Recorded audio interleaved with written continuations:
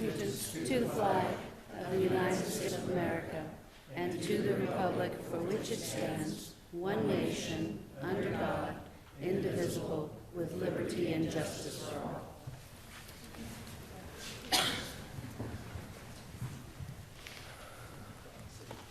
All right, so Council DeNovo is online, and so is Councilor Matthews. And so the first item on the agenda this evening is public comments. The public comment period is intended for the public to share ideas and concerns. It is not intended for any interactive discussion with the council. There may be opportunities for public comments during specific agenda items that require a public hearing. Members of the public are requested to confine their remarks to the questions or issues under discussion during this time. During any designated comment period, individuals shall not engage in personal attacks, shall not impugn the motives of the speaker, and shall at all times while in session conduct themselves in an appropriate manner. No person shall make personal, impertinent, slanderous, or unauthorized remarks or become boisterous while addressing the council. So anyone's welcome to come up. I have a list of people to begin with that we can call. So there also, I see that some are here for the Devereux Center. So we have an agenda item for the Devereux Center, and during that time, we'll take some public comments. So if you make a public comment at the beginning, you cannot make another public comment during the Devereux Center public comment. So I would suggest that you choose where you would like to make your comment. It doesn't stop you from making it at the beginning, but anyone for the Devereux Center, I would advise or suggest that you make it during that period of time. What we'll do is the Devereux Center board's here. They're going to make a presentation, and then we will take public comments, and that's how it's going to be for that. So with that being in mind, I will go down this list, and then I'll ask anyone else if they intend to come up and make a comment during this period. So Donna Tyler says, okay, and there's someone underneath her. Someone on 100. That's probably me. I'll wait. Okay, and Dawn Flowers. Okay, Sue Lee, Fence. You want to make that now then, your comment? So just come on up and give us your name and the city you reside in, please.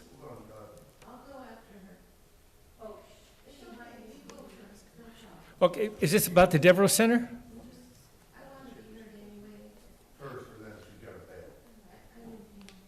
Okay, so, all right. You have 3 minutes, and the time is up there. I'll let you know when you've got 1 minute. Okay, my name is Sue Lee. I live here in Coos Bay, Empire area. Did you need anything else? Nope, just Okay. give your comment, please. Okay, we got some pictures coming. So far as I know, we are supposed to be allowed peaceful enjoyment of our property. This has not been the case.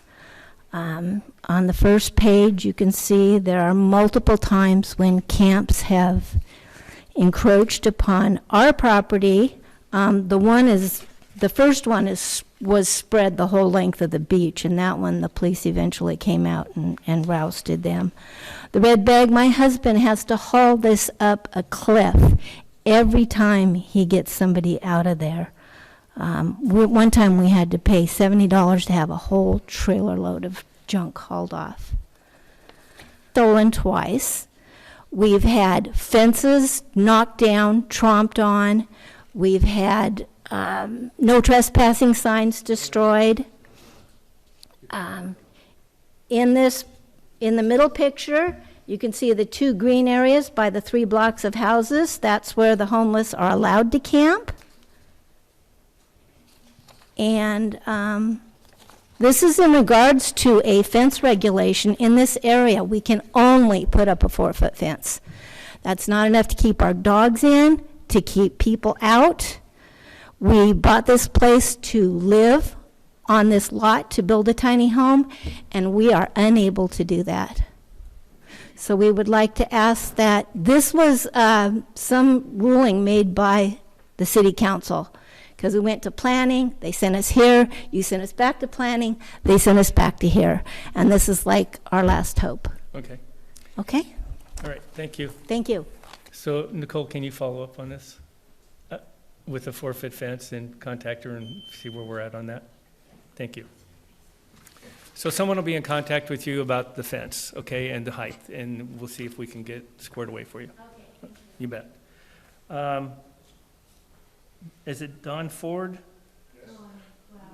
Okay, and then Chris, you want to go now or during, okay? Perry Holman? Okay. Oh, which one? Okay, why don't you come up and give us your name and city you reside in, please.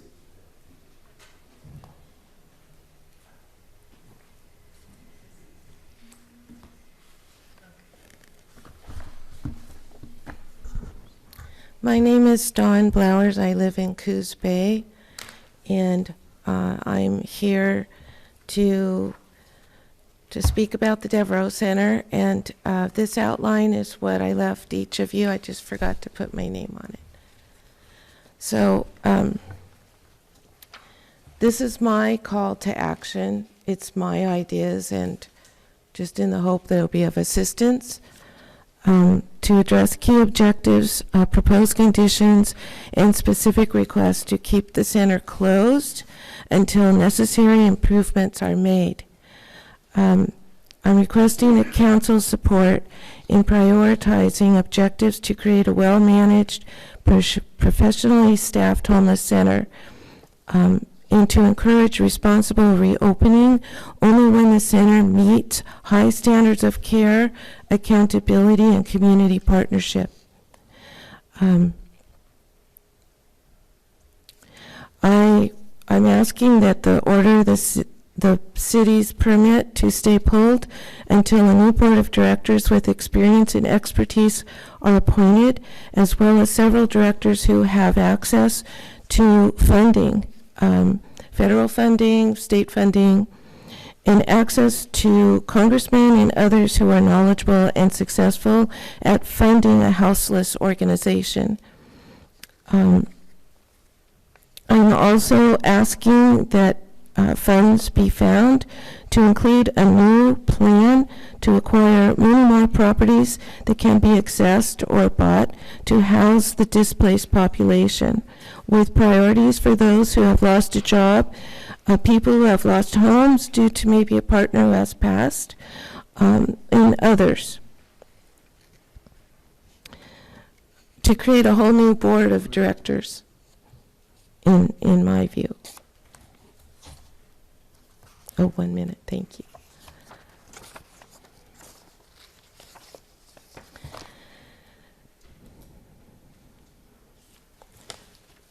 Also, I'm asking if my outline could be placed in your record. I don't know. Is to have an organization that truly serves the community and has not just been reopened to do what's. They're just not able to operate professionally, in my view. So Thank you, Don. that's my thoughts. All right, so Perry Holman, did you want to wait or? I'll wait. Okay. And Dean Lundy, I don't know if you were here. Happy days. Okay. Yeah, the subject this evening, Dean Lundy, Coos Bay, is happy days. I wanted to be the first to congratulate everybody for our election in this city. We may not have the most beautiful mayor, that's North Bend, but we have the smartest, kindest, wisest mayor. I know it was a really rough race. So what do you want, Dean? You want something? No, I'm just celebrating all of us being here and celebrating our success and just so happy to be here in this beautiful city and congratulations everybody. I'm gonna be able to go watch this. All right, thanks. Is it Foreman Susan? Did you want to wait? Okay. Dennis, you're going to wait? And William Crombie? I will wait. Okay. And Garrick Lindsay? I'll wait. Okay. All right. So is there anyone else that would like to speak on something else? Anyone else? This would be the time. I have a friend who may come in a moment. Could he sign up later? I mean, for the Devereux Center, you don't have to be signed up. I mean, it's nice to be on here, but it's not necessary, so we will call you or ask, we'll go by the list first, and then anyone else that wants to speak. Thank you. All right, any other item besides the Devereux Center? All right, we'll get on with the agenda then. Thank you. Next item is consideration to accept Oregon Housing and Community Services Youth Emergency Housing Assistant Grant. Nicole? Are you handling this? I certainly can. It is on the consent calendar, so you do have the ability to Oh, yes, it is. make a motion and Okay. pass, but I can certainly speak to it if you'd like. Sure, why don't you, that's the only item Okay. on here, and why don't you do it for a little bit of clarification and for the audience? Sure. That'd be great. So we'll give a little bit of backstory here so we kind of have some boundaries of understanding. In 2022, the Coos County, the City of North Bend, and the City of Coos Bay came together under a program set up by the governor at the time to develop 8 pilots across the state, creating a homeless response program, which could potentially be a template that other communities might use. There was initial funding to do that work. Since then, that initial funding was under the county's fiscal agency. And since then, there's been some additional funds that have come out, executive order funds, and then additional legislature funds. North Bend took the second funding source that we had, which has now since transferred over to Coos Bay as they had some capacity and staffing issues.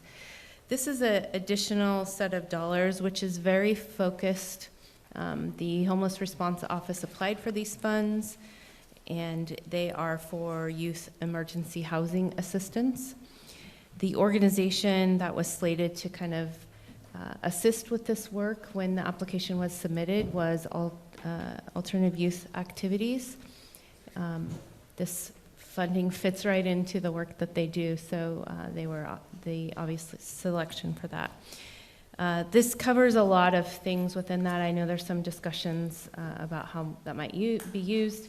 Because Coos Bay has taken on fiscal responsibility, it is coming before you, just like we do any other grant. You guys accept a grant, and then we appropriate those funds. So, All right, questions, anyone? Yeah, I have a couple. Who's receiving the admin? Is that the City of Coos Bay or the Homeless Response Office? the City of Coos Bay will receive the funds.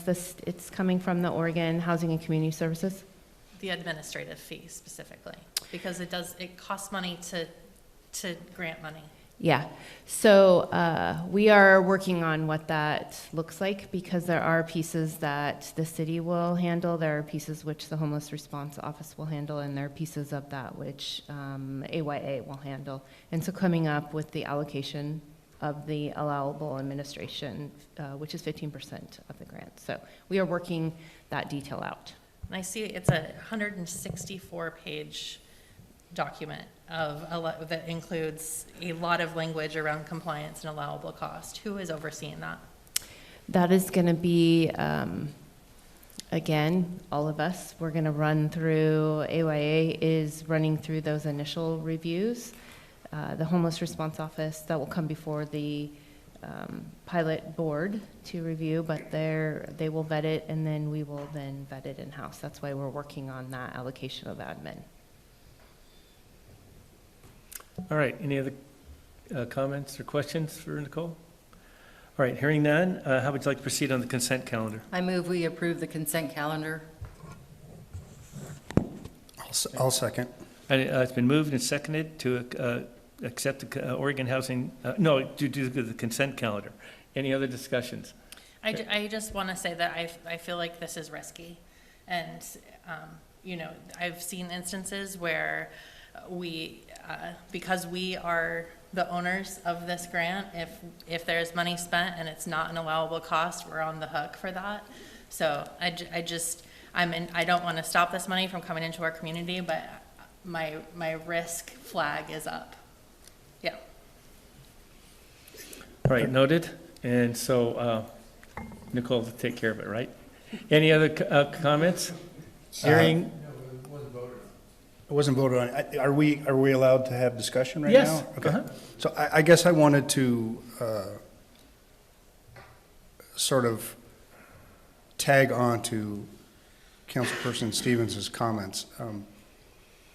I suppose ideologically, the fact that we have young people who are next generation that are suffering housing, education, nutrition, has to be addressed. I would like it if we had other ways to address it, that we could do it as a community. But I think our community in general is struggling. But to tag onto what you're saying, if we take this money, it needs to be used appropriately, and we need to make sure that we're seeing results. That was my 2 cents. okay. Anyone else? All right, hearing none, I'll call for the question. All in favor, say aye. Aye. Aye. Any opposed? Hearing none, it passes. Next item is on the agenda is a presentation. It's going to be for the semi-annual presentation by Coos Bay, North Bend, Charleston Visitors and Convention Bureau. Thanks, Janice. Thank you for coming back. Good evening, Mr. Mayor and City Council and city staff and this big room full of people. I always seem to come on I know, interesting I nights. think you attract them, right? So, yeah, let's get back to the first slide if we can. Christine, there we go. So thank you, as always, for allowing me to address you and share our semi-annual report. We are a couple of months late, which is why we have a summer photograph at the front of our presentation. Some calendars got switched up. So as a reminder, we are the Visitor and Convention Bureau for Coos Bay, North Bend, and Charleston. That means we are the tourism destination marketing organization. It is our job to promote our area to potential travelers to the area. That brings outside money into our communities, which makes tourism an export. Because monies are coming in and not going out. So one of the things that I want to, okay, might help if I turn this thing on. Hang on, there we go. Is just to kind of go over really quickly how we ended our fiscal year 2024. We were about 117% to budget as far as income was concerned. From our lodging tax, we were 125% to budget, which means we received more than we anticipated. That means that there were more people staying in our lodging properties. As a reminder, we get 39% of the lodging taxes collected in Coos Bay, North Bend, by the Coquel Indian Tribe and in a prescribed area around Charleston. The other 61% is spent in other ways. For the city of Coos Bay, that is in your general fund, and you guys have control over how that is spent. The money spent by the Visitor and Convention Bureau is designated or restricted by state law, which means we can only spend it on tourism marketing and tourism facilities. We have an agreement between the cities, the tribe, and the county that the Visitor and Convention Bureau spends our money primarily on marketing.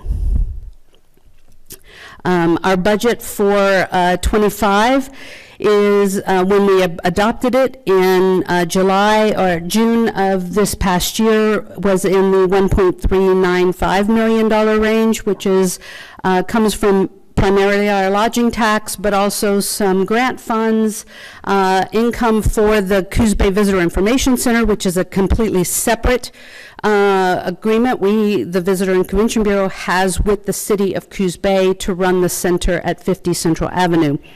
And we will be having a supplemental budget going before the board in November.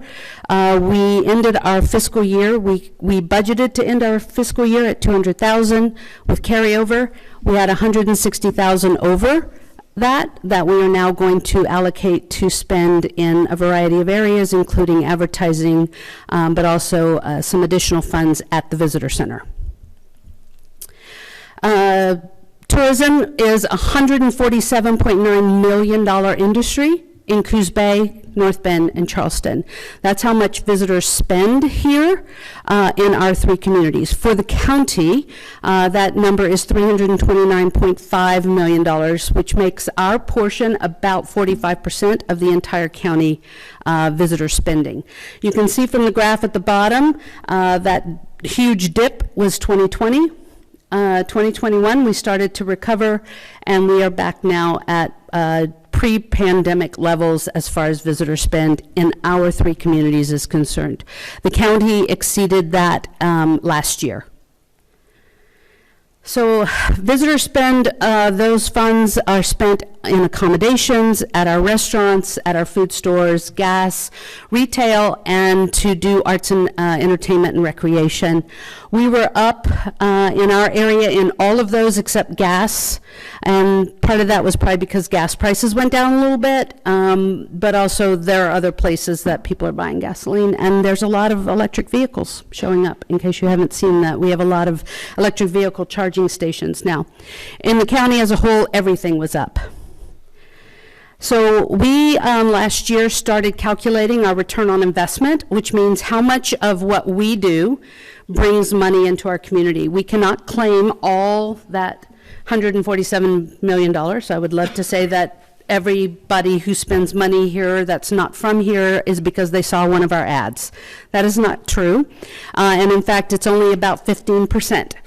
That we can claim, and that is a calculation that was done by the University of Massachusetts that we use to determine our return on investment. So if we take visitor spending and we multiply it times that 15%, and then we deduct what we spent and then divide by what we spent, that will give us our return on investment, which means that for every dollar the Visitor and Convention Bureau spends to market Coos Bay, North Bend, and Charleston, $27.50 is brought back into our communities. When I lived in Texas, our return on investment at the state level was $6, and we thought that was awesome. So to have a $27.50 return on investment is quite good. All right, so we are working on our strategic plan. We are in about mid-year 2 of our strategic plan. Here are our objectives: to drive visitation, to deepen our community engagement, to nurture and promote a welcoming community, to advocate for asset and infrastructure improvements, and to build our organizational capacity. And we are doing quite well in all of those areas. So here's some examples of some things that we did recently. We do very little print advertising anymore. Print advertising is very difficult to track, and most of the print publications that we found of interest or were a good value for us are no longer in print, or they've gone completely digital. When we do a print ad, we put a QR code in because that might allow us to track if somebody scans the QR code. So these were 2 ads recently placed. The one on the left is a full page inside back cover that we got at a screaming deal in 1859 magazine. And then the other is Northwest Travel and Life, which is one of our biggest travel publications that we participate with. We also do a lot of what we call sponsored content. These are newsletters that were put out by other organizations. KEZI-TV and Willamette Week in particular, for these 2. These went to their subscribers, but they look like they came from us. We also do a lot of digital ads for especially our events. Cool at the Coast was a big campaign in the summer because when it gets hot in the valley, we want people to come out to the coast. We promote a lot of our events. Right now, we're promoting the Fall 15, which is a discount at our lodging properties, a 15% discount if people stay for 2 nights. We're also, of course, promoting holiday lights, and last year, I don't know how many people took advantage of this, but we provided a shuttle bus from the Charleston Marina to Holiday Lights for free for anybody who couldn't get a parking pass at the park, because a couple of years back, the state parks added a timed parking pass. Sorry about that. A timed parking pass situation, and it was very confusing. But what it did accomplish was getting the cars off the road, Cape Arago Highway, which is a 2-lane, very dark road, and for years, if everybody has gone to Holiday Lights, for years, the cars could back up all the way to Sunset Bay or beyond. Sometimes it went to Bassendorf. You would sit in your car for 2 hours, get to the front of the line, and the park was closing. So this helps to alleviate that. This year, our buses were fully funded by local businesses, and these are the businesses that supported the buses this year, and we couldn't be prouder of those who stepped forward. Now a quick overview of what's been happening at the Visitor Center. These are half-year statistics, and again, I was supposed to come in August and September. So this is January to June, and my next presentation, I will have the full year, calendar year, January to December. But in that 6 months, we've welcomed 11,450 visitors to the Visitor Center. That is just a drop in the bucket of the number of people who actually visit, but those are the ones that stopped in. 2,000 volunteer hours, more than $11,000 in merchandise sales. If you haven't been in the Visitor Center recently, we have a lot of merchandise that we sell there. And we mailed more than 8,400 visitor guides. And these are people who requested our visitor guide in particular. And so those, that's interested travelers that could come. We also sent out 24 relocation packets, and we welcomed visitors from 20 countries and all the states except Delaware, Vermont, and Rhode Island. And we're hoping we got those this past couple of months, so we'll see at the end of the year. At the last time I spoke here, we were saying goodbye to Cheryl Crockett, who left us after 21 years, and we welcomed Johnny Eads. She is our new Visitor Services Manager. For several years, she was with the Coos History Museum, and so we're pleased to have her, and she's doing a great job. And that's my report. But I also wanted to call everybody's attention to this document, which I have available if anybody wants it. You don't have it in your packets, but I can make it available. This is an explanation of our local lodging tax and the split and who gets what and why and how it came to be, because our lodging tax started well before the state law went into effect, and there was a split. And that split got grandfathered in when the state law went into effect in 2003. And there's some misunderstanding that tourism gets 70% of all the lodging tax. But as I stated earlier, that is not the case. We only get about 39%. So just want to make sure everybody's aware of that. And this document is available on our website, and I can send it to anybody who's interested. Yes? Okay. I will make sure that those get out.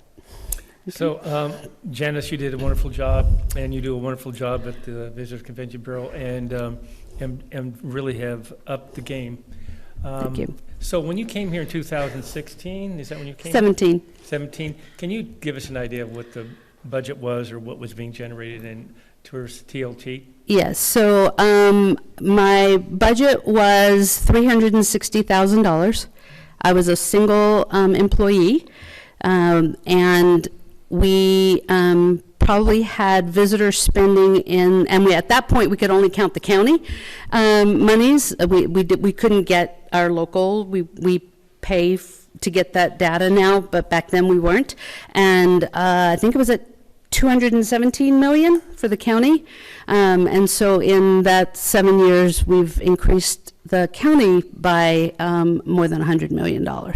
Yeah, you know, I'm a big advocate of tourism, and I see Adam here, and of course it drives a lot of our businesses, and it's an economic driver. I don't think people realize, you know, when we're doing 300 and whatever million it is, $330 million annually in this county, and 148 for the city, it's really a huge situation and a great economic driver.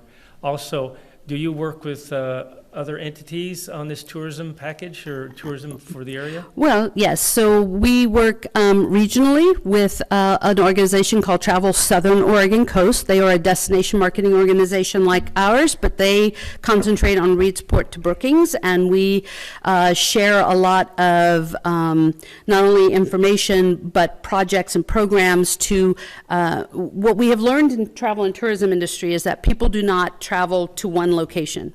They visit around. They'll we call it hub and spoke. So they'll stay here, but they'll go to Bandon, and they'll go up to Lakeside and Reedsport, and they'll go down to Gold Beach. They'll go inland to Coquille and Myrtle Point and Powers. Coos Bay, North Bend, Charleston, that's where I need to focus our funds on. But if I can help the rest of the region to focus their funds in the right places. And we pool some money, because when you can pool monies together, it goes a little bit further. And people who come to a region stay longer and they spend more money. So that's statistical research that has been done on that topic. We also work with the Oregon Coast Visitors Association, which is responsible for marketing and tourism development along the entire coast. They are part of Travel Oregon, which is our big statewide organization. And tourism in Oregon is a $14 billion industry.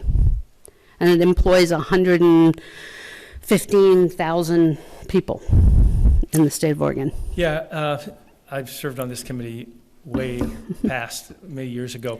And what we used to do is we used to promote Coos Bay and North Bend, and then Lakeside would do theirs, and then Cocoa would do theirs, and it just would go on and on. Everyone promoted themselves individually, and it came about that it made sense to do it together and become a destination where people would come and stay a week or 2 weeks or 10 days instead of just a couple days. So we promote from Reedsport. We work with Reedsport all the way down to Brookings.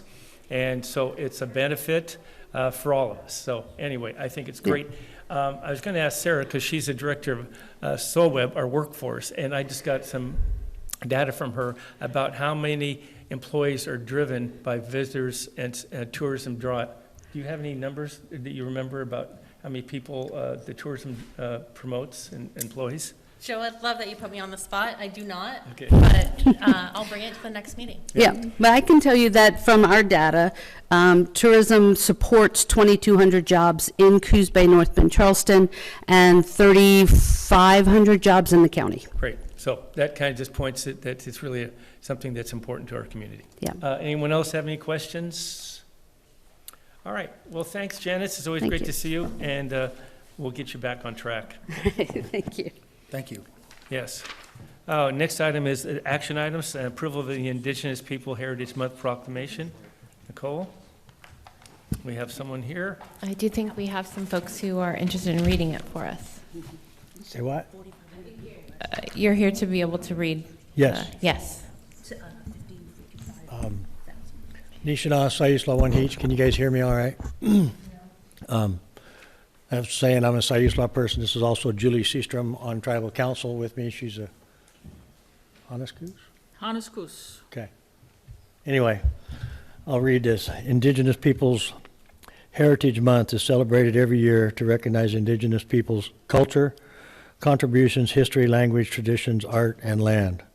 And whereas the history of the culture of the city of Coos Bay have been significantly influenced by Indigenous people, and we recognize their ongoing, or can I say our ongoing exercise, I don't know if I'd have to read it exactly how it says, okay. Exercise the inherent sovereignty through their dedication, stewardship, preservation of knowledge, teaching, language, and traditions, and are respected and celebrated as part of the rich legacy throughout our shared area. And whereas the city of Coos Bay recognizes and honors the ancestral lands of the indigenous people, affirming that our city established in 1853 is a continuation of their enduring presence and invaluable contributions. And whereas the city of Coos Bay acknowledges the ongoing significance of tribal restoration efforts and honors their sustained contributions to the city. Indigenous peoples have enriched our heritage and continue to add all of our aspects of our society through their generation sharing of culture and their continued practice of teaching economic, environmental, and cultural sustainability. And whereas in celebration of Indigenous Peoples Heritage Month, the city of Coos Bay wishes to encourage everyone to join in recognizing the vibrant diversity, accomplishments, and invaluable contributions the Indigenous community has made to our society. We extend our gratitude to all our local organizations working in collaborations with and in support of the Indigenous community. Now, therefore, I, Joe Benetti, Mayor of the City of Coos Bay, do hereby proclaim the month of November as Indigenous Peoples Heritage Month and encourage all citizens to join in this special observance and acknowledgement the rich history, language, and cultural heritage, contributions, and achievements of the Indigenous people within our community. Thank you. Thank you very much. Appreciate it. So I need a motion to accept the proclamation. I move to approve the proclamation designing November 2024 as Indigenous Peoples Heritage Month. Second. It's been moved and seconded to approve the proclamation of Indigenous People Heritage Month. Any other discussion? Hearing none, I'll call for the question. All in favor say aye. Aye. Any opposed? And I want to thank both of you for being at the 150th celebration for the city. It was an honor to have you there and participate in that celebration. So thank you so much. All right, Chief, I will. Let's see. Next item is consideration of appointments to the Design Assistance Team. Nicole? Yes, thank you. So the council met earlier with candidates who have applied for those open positions. We have 2 positions that are expiring, and then we've had a long-standing open position. So that leaves 3 positions, 4 applicants. You had the opportunity to meet with 3 of them earlier. The design assistance team provides some guidance in various ways to members of the community when they apply, for example, for a improvement grant through the Urban Renewal Agency. They also play a role in projects that happen within our 3 design districts within the city, Downtown, Empire, and the Waterfront District. And there's also a piece that they assist with in regards to historic buildings.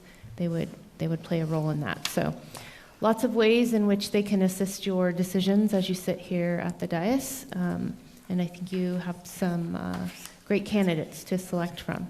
So, Thank you. So council, we had the interviews earlier, and so how would you like to proceed in ratifying the applicants or appointing the applicants, I should say? I move we appoint MJ Korea, Judith Luzier, and Kendall Blake to the design assistance team. Do I have a second? Second. Okay, it's been moved and May I seconded. modify that a little bit? Should we clarify that for the 2 positions terming in December and the 1 vacant position available? Correct. And we had a second, right? Yes. Okay, we had a second, and then any other comments? Hearing none, all in favor of the 3 that have been that were appointed by the motion, say aye. Aye? Aye. Aye. Any opposed? Hearing none, it passes. I had skipped down one item, and I went from down to, I skipped B. So we have item B, which is consideration to ratify Confederated Tribes of Coos, Lower Umpqua, and Sayusala Indians representative to the Livability Committee. Nicole? thank you. Sorry I didn't catch that. So earlier we established a livability committee, and we reached out to the community for specific individuals to sit on that committee. We were fortunate in that the Confederated Tribes of the Coos, Lower Umpqua, and Sayusala Indians appointed a member to sit with us on that committee, and you know, that insight is helpful in the work of that committee. Recently, that representative had to step away for, I'm not sure, maybe departure from the organization. And so we've reached out to them and asked if there's another individual that they would like to put forth. They've provided Melanie Mateski as potentially that new individual to represent them on the Livability Committee. So we've brought forth to you that recommendation and asking for your ratification. All right, council, there's a suggestion to appoint Melanie Mateski to the Livability Committee. Is there any discussion on that or comments? Or I need a motion. I move to ratify Melanie Mateski to serve on the Ad Hoc Livability Committee as the Confederated Tribes of the Coos, Lower Umpqua, and Sayusala Indians representative. Do I have a Second. It's been moved and second to ratify Melanie Medeski to serve on the Ad hoc Livability Committee as the Confederated Tribes of the Coos, Lower Umpqua, and Siuslaw Indians representative. Any other discussion or comments? Hearing none, I'll call for the question. All in favor say aye. Aye. Aye. Any opposed? Hearing none, it passes. Thank you. All right, next item is a public hearing for the Nancy Devereux Center. Nicole, you want to give us some background information on this item, please? Agenda item? Yes, thank you. So just a kind of a brief summary on kind of where we've been and why we are here today. For several months, we were working to communicate concerns about the impacts to the community, specifically in our Empire area, to the Devereux Center, the management there, with the hopes that we were going to find some solutions together, identifying ways in which we can maybe reduce the impacts. The Devereux Center came together with the city, representatives of the Devereux Center, on August 9th. And there was some robust discussion during that meeting and identified some recommendations that might be helpful. However, and we also identified a 30-day period in which we would hope to see some of those changes, with the result potentially of a revocation of the business license. We issued a formal letter on August 14th establishing that 30-day timeline.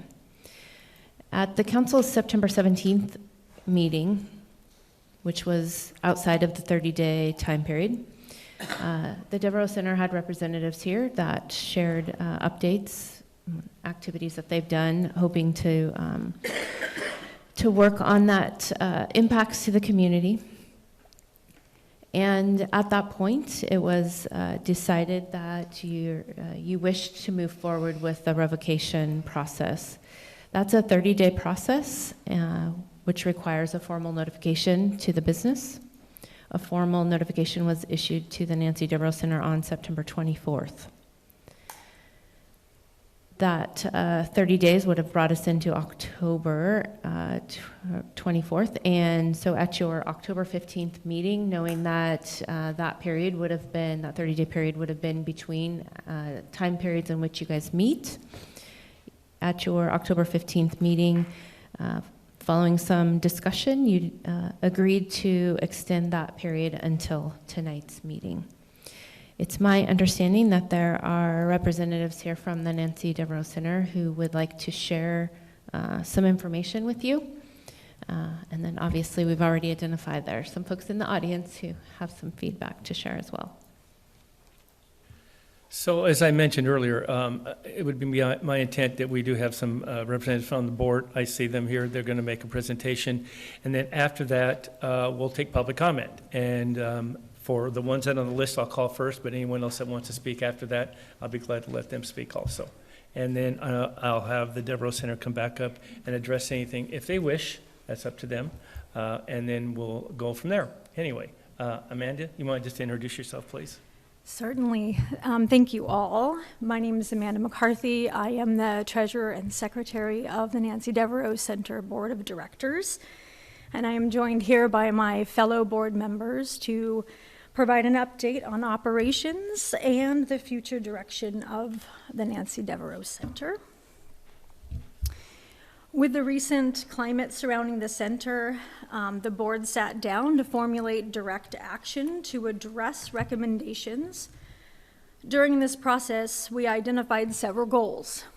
Goals to realign with the mission, vision, and values of the organization, goals to design next iteration of services, to be good neighbors, community partners, and to leverage the voice of the neighborhood and the staff in those decisions, to ensure continuation of services for vulnerable populations, to address the grievances brought by the city of Coos Bay, and ultimately to retain the business license. The board felt that in order to meet these goals, a temporary suspension of services was necessary. This temporary suspension allowed for staff to focus on the physical location of the building, meaning projects, maintenance, cleaning, and other things. It also allowed the board of directors to conduct necessary reviews, analysis, and planning, including but not limited to review of policies to ensure that we're following city code, review of practices that promote being good neighbors and community partners, financial review and stabilization planning, strength, weakness, opportunity, and threat analysis, as well as review of operational leadership, plans to institute on-site security, and through collaboration, work to continue serving vulnerable populations. The ability to continue feeding the hungry in our community is largely due to partners who have volunteered. So to take a moment to just identify those partners, Harmony United Methodist Church and Gloria Day Lutheran Church, who have been able to offer multiple meals, multiple days during the week, filling the gap where the Devereux has historically offered food services. These meals average about 25 people per meal per day. And due to this involvement of our partners, we have interest from other community partners in neighboring cities who would like to band together with the effort to continue these services. The following portion of the presentation will focus mainly on actions that the board has enacted to address each recommendation. We won't go step by step through these, but we'll highlight the top is the grievance or the recommendation, and then the bulleted items are what we've done or plan to do to address them.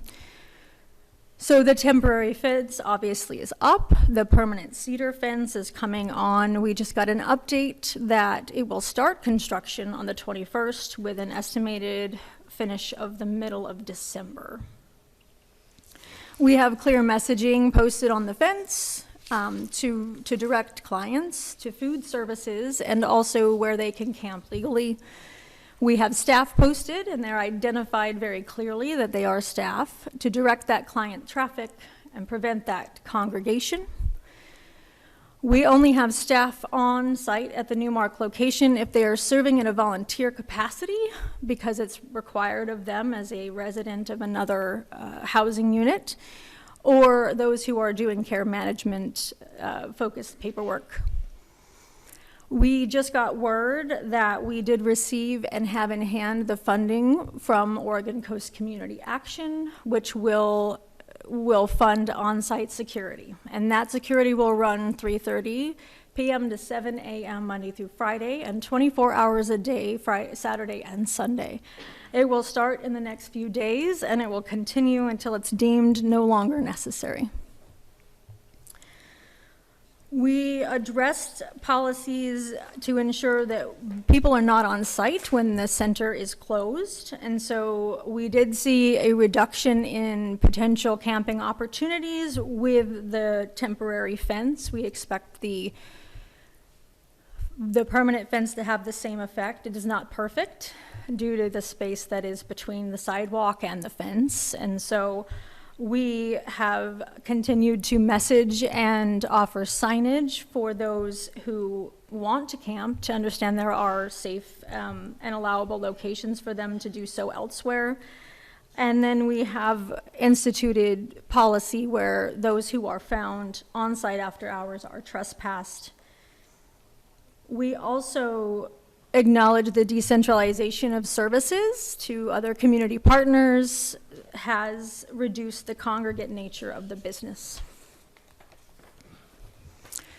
So responsibility for neighborhood impact. This is one that we take very seriously as a board of directors. We continue to diversify the board of directors with new members and future expansion of number of members. We do want to engage our community in town hall style conversations to discuss concerns. We want to make sure that the community knows that our board meetings are public and that anybody is welcome to address the board, and we will commit to following up with those who have concerns. We want to continue those cleanup work crews that are focused in other areas. We want to bring them to that surrounding area with buy-in and identification of areas by our immediate neighbors. For a location change, we are always reviewing alternative locations for the Devereux Center. We anticipate the change in the operational model may give us the opportunity to have a smaller location in the future, which opens up some possibilities.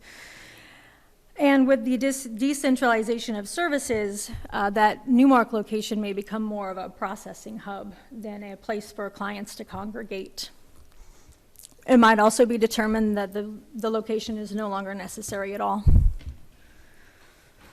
So diversification of the board, I wanted to bring a little data about the demographics of our current board of directors. So currently we have a large percentage that have served on the board for less than 1 year.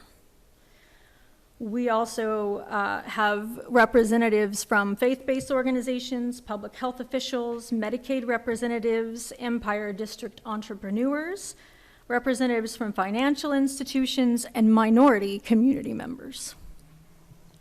As mentioned, we would like to expand the number of members on the board by 9, or to 9, by the end of 2025. And we fill vacant seats with diverse representatives, including critical voices. Those voices are important for continued growth and review of operations. At this time, I'd like to introduce a fellow board member who will finish out this presentation for us, Dr. Timothy Lynch, and he can spend a moment introducing himself.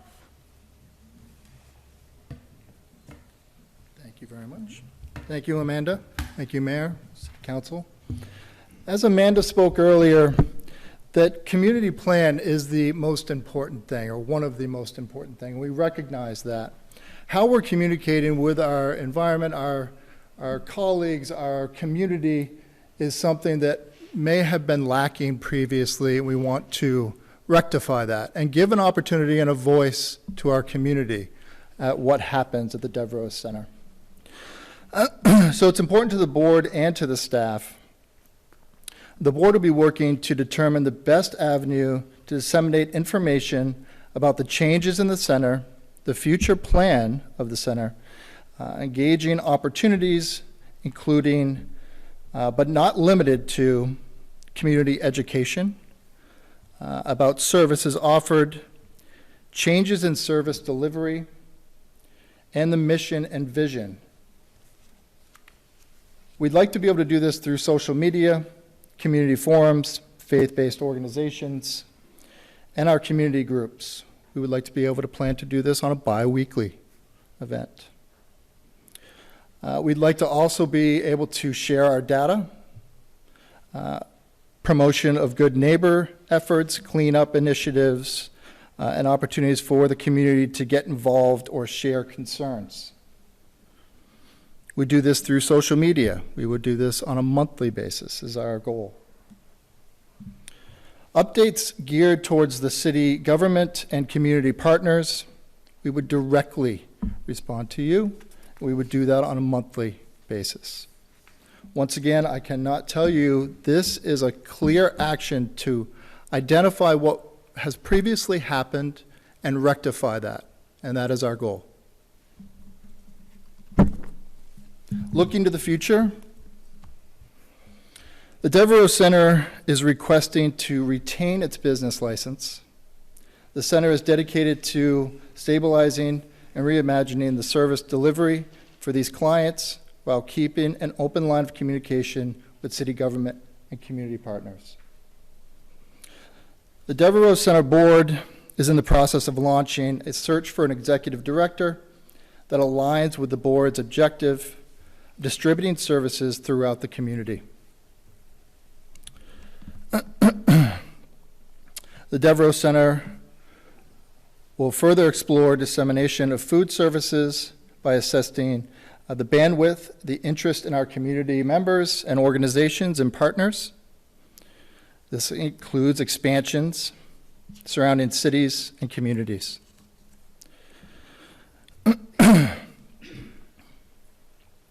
The connections with our neighborhood via outreach from leaders, staff, and rebuilding trusted relationships to foster an atmosphere of transparency and collaboration is the goal. Devereux Center staff are committed to the mission of the organization and have leveraged their collective experience to continue supporting clients during their transition. The Devereux success is shown in its staff. We ask that the board will allow us to retain our business license and we can move forward together as a community. And that concludes our presentation tonight. Thank you again for your time, for the opportunity to speak with you, and an opportunity to serve our public. So maybe there might be a few questions from the council before we open up to public comments. Number one, who's going to be the interim director? Right now, it is currently a committee of the board members. Okay. And we'll be transitioning the communication through our consultant. And then there was going to be security or oversight from 3:30 to 7, I believe. So prior to that, one of my concerns was, and I brought this up at one of our meetings, that there was no one there during that time of operation to interact with anyone showing up. Has that changed? That has changed. We do have someone there to be able to answer questions and point people in the right direction to get their services or contact the executive directing team to be able to answer those questions. All right, and so one of my questions, or my concerns was, Doctor, was that if someone, before they were just able to show up and loiter or not get any services, they just were there. I hope that's changing with your new operation. Is that what's happening, or did I understand it correctly when we had the discussion? No, that is correct, and that is our goal. That is, we're actively making sure that that's not happening as best we can at this point, and as we move forward, we're going to be able to do things a little bit more efficiently and a little bit more effectively. That's our goal and plan. And do I understand that food services won't be at this location any longer? It'll be dispersed throughout the community in other locations? That is absolutely correct. Okay, all right. Any other questions at this time, somebody? I have a couple. I'm going to apologize. I'm Troy Cribbins, City Councilman. May I ask you to introduce yourself? Dr. Timothy Lynch, Director of Public Health for Coos County. Nice to meet you, Dr. Lynch. Nice to meet you. So my two questions were, some of the concerns I heard with the fence was that just move the issue to right outside the fence. My assumption is that the security will redirect those individuals to more appropriate locations. Did I understand that correctly? That's what I understand as well in our meetings and going forward, yes. Okay. And then my second question was, I thought the decentralization and sharing it with the different community members was a great idea, but I'd like to know, have you gotten feedback from them? Is it going well for them? Is it positive, or are they experiencing more difficulty? No, we have gotten a very positive feedback from those community organizations, and this was just a pilot to see how we could do this, and we have had an offer for possibly more organizations that will step up and provide services. Thank you. You're welcome. I didn't have a question, but just to, as a person that lives out there, and for example, this weekend, when I was driving through, there were quite a few people gathered in front of the fence, and I was gone for maybe 15 minutes after that, and when I came back through, that matter had been addressed and those people had been dispersed. So I have visually witnessed that as well, so Thank you for that. kudos to you. Thank you. I think some of the information I'm missing is you and Amanda have both talked about changes in service delivery and examining of policies and procedures, but I'm missing some specifics around what that looks like. Do you want to speak to that? Sure. I think that what I would like to just point out is the fires that we've spent the last 2 weeks putting out, and the immediate concerns we've been addressing as far as moving food to other locations. And so when some of the things are yet to take place due to time constraints and volunteer board members. And so I want to just relay our intention and our dedication to those things because we understand it cannot operate like it has. And I'm happy, of course, in those frequent communications to outline those and, provide drafts and all of those things along the way for consideration. Okay, anyone else? So the other thing I want to I've seen a lot of comments about the board, and there's been some discussion. There are 4 new board members that I'm aware of within the less than 6 months. In fact, Dr. Lance has just come on, and Amanda's fairly new, and Amber and Simon, and then there's one other woman that's fairly new also. So anyway, I think that they've made they've stepped forward to really make a change. And these are volunteer positions. I really admire working with them lately. They've listened to us. They've tried to address our concerns. They know they have a long ways to go from our discussions. But anyway, so I'm glad you're here.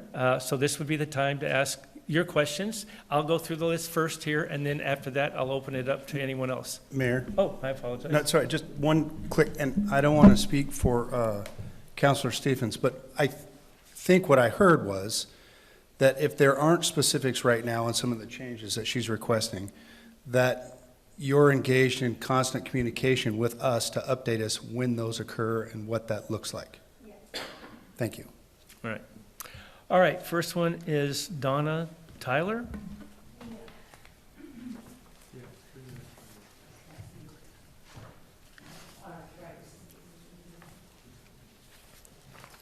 Again, you have 3 minutes, and I'll let you know when you have one left. Okay, it's going to be tough to get it done in 3 minutes.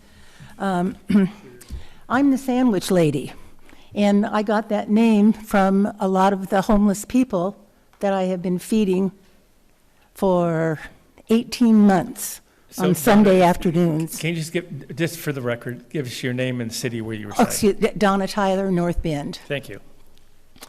Okay, and so I have had wonderful experiences with these homeless people. I have seen all kinds of positive things happen. I was able, and I hope to, and I have wanted to get more of the official people to join me on Sunday afternoons, and I did get from Bay Area First Step, Leo. And when Leo was able to be out there with me on Sunday afternoons, he ended up being able to get many of these people signed up for drug rehab. Some of these people don't even know what services are available to them. They have no idea. They don't want to live the way they're living. They're very unhappy. They don't want to be dirty. They don't want to be smelly. They want haircuts. They all have long hair. Why? Why? Because they can't afford to get haircuts. And so I'm hoping actually to get more help to join me on Sunday afternoons. This thing has grown, so I started off with 7 sandwiches. I'm now doing 60 sandwiches. I'm now doing hygiene kits. I'm doing tents. I'm doing socks. I'm doing all kinds of things for these people. They are so thankful, so grateful, so polite, so helpful. I pull up and they come out, can I help you, how are you doing? And some of these do include some people that are high at times, but even those that are that way are polite and kind, very sheepish and very embarrassed. They realize the condition that they're in and they're not happy with it.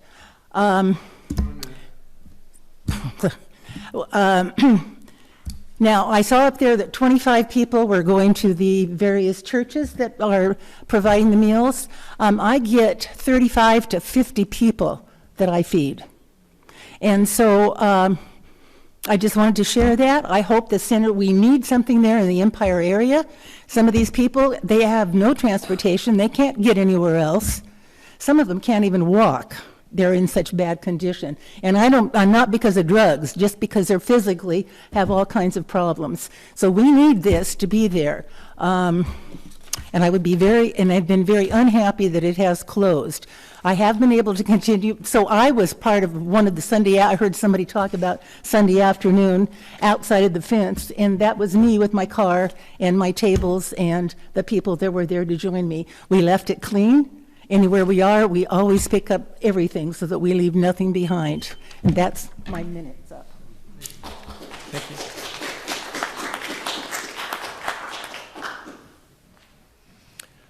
All right, Adam Palmer. Adam Palmer, Coos Bay. We had a town hall a while ago, and one of the big things we talked about was openness, and it sounds like we finally are getting there. But there's a few things I had questions of with the report and everything. One is you guys got a grant, and you said until we no longer need it. Is that like an endless grant that's to the end of time for security, or is that a month or 60,000 or $1 billion? I mean, security is very expensive. Everyone knows that. I can go hire anyone. It's crazy. So that was one question, is how much money is even there for the grant? Second of all, I love seeing the board shake up. That's awesome. And I think you guys are doing the right steps. I just, have you knocked on doors of businesses? Have you knocked on doors of other houses around there and said, hi, I'm blah, blah, blah. I'm from the board. We're trying to shake things up. What can we do? I mean, that's neighborly. And I don't know if you've done that. I didn't see that in your presentation, introducing yourself to people. But it's very important when you move somewhere and you're, whether you intend to or not, hurt their property values and hurt their everyday lives.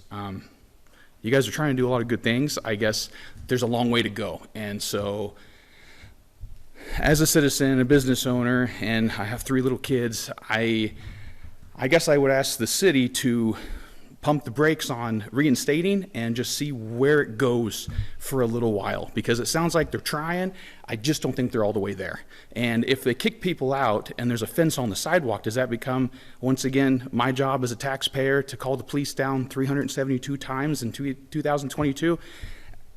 I just think the police have a lot better things to do than constantly go back to Devereux Center. So just because you kick them off your property doesn't necessarily mean they're going to be good for the rest of the public. So that's another question is, I mean, how many police calls do we get until, I mean, in any of my businesses, if I called the police 372 times and only open 4 days a week, you would take my business license within days. You would.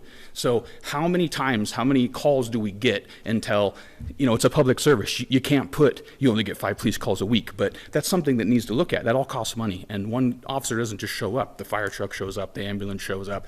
It costs a lot of money for those guys to come out. So that's something, again, I just ask you wait and say, hey, how are we doing? And I really like the openness. So you guys are doing a good job, in my opinion. Not that it matters, but I'm on your side. It doesn't sound like it, but I am, because there's a lot more people here than just the homeless or just the taxpayer. We all live here. So we all need to get along. You guys, I mean, we all got to get along. So that's it. Thanks, Adam. All right. Let's see, we have Don Ford.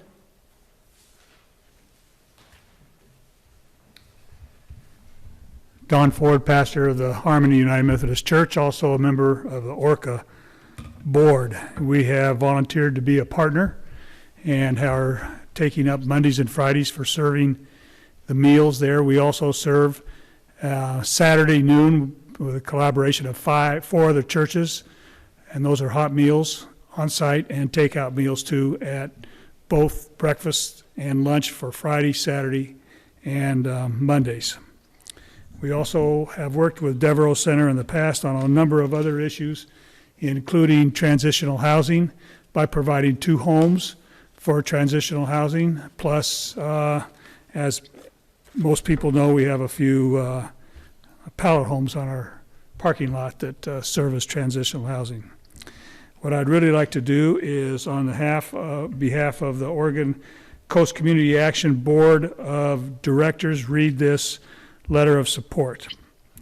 This letter is to offer support for our community partner, the Devereux Center, as they restructure and strengthen their organization. Oregon Coast Community Action has provided assistance and services to those in need for almost 60 years. During this time, ORCA has provided funding and support to the Devereux Center and other community partners as part of our mission to improve the lives of people in Coos, Curry, and southern Douglas counties. ORCA has been in communication with those working towards improving the quality and efficiency of services provided by the Devereux Center, and has offered funding and technical assistance through our housing and South Coast food share programs to help with the cost of enhanced security and emergency food assistance. To that end, ORCA will provide the following. Orca will provide funding for security for the Devereux Center site in Empire until fencing and a more permanent solution can be found to ensure the safety of the neighboring community and the participants of the program. And answers your question about how long. Till the funding for security center site to more permanent solution can be found to ensure the safety. Orca will provide food and technical assistance to continue and enhance the Devereux Center Food Assistance Program through our South Coast Food Share Program.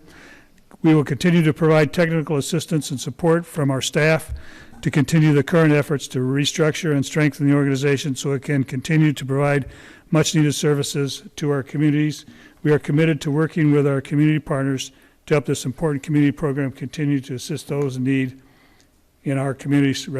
Respectfully submitted, Oregon Coast Community Action Board of Directors. Do you have a copy of this? Yes. Okay. Anyway, that's from the Orca board. Personally, from a church, we try to live our beliefs. Our beliefs are to help those who are in need. Is that my 3 minutes? That's 3 minutes. We try to help those in need, and we'll continue to do so. Thank you.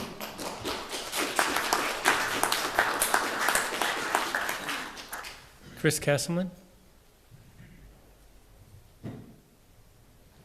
Mayor Benetti, as Yes. a point of order, this is Councilor Genova. As a point of order, could you please remind all of those speaking to address the council and not the audience, because this is a discussion amongst the council and the public.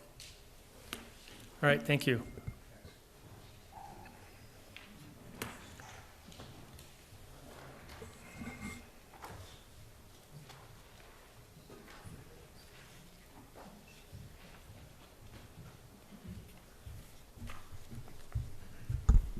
My name is Chris Castleman. I live just outside Coos Bay, and I'll make a point of order that what I'm about to say is for anybody who wants to listen. To the gentleman who spoke before me, I'll just say that what happens when your neighborhood, the people who own the businesses and the homes in that neighborhood, are the ones who need the help. I was in software for years, and we would have a catastrophic event like a server failure and stuff, and we would go and we'd go, okay, how did this happen? But the next question was, how do we prevent this from happening again? And that's kind of the question I have on my mind, like, how the hell did we get here? Like, how the hell did the council not listen and the board of directors not listen or not even see for themselves what was going on? I could understand maybe you not seeing the prostitution and the drug deals happening at night, even though it was pretty easy to find out once I was told about it. But how did you not see what was going on, and how are you going to prevent it? Tara was a terrible executive director. I'm glad she's gone.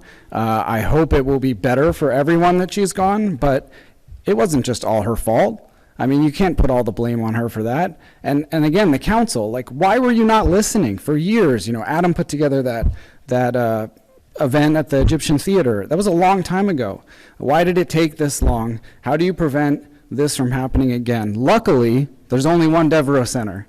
The Salvation Army doesn't have these issues. The THE House does not have these issues.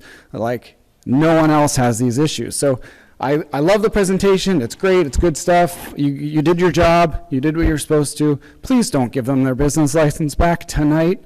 Like Adam said, like, give it a little more time. Like, good job. You did a great presentation. I hope you're all sincere, and I hope it goes in a better direction. But you did some really shitty things to this community. And I didn't hear I'm sorry. I didn't hear it in the presentation. I haven't seen it on your social media sites. I don't think you went around to the neighborhood and told homeowners and businesses in that area that you're sorry. That's something I'd like to hear, but I don't think I'm going to get it. Please don't reinstate their business license tonight. I probably can't change your mind, but hopefully the paper has some voices from other people, and they'll speak better than I did. Thank you. Thanks. Perry Holman?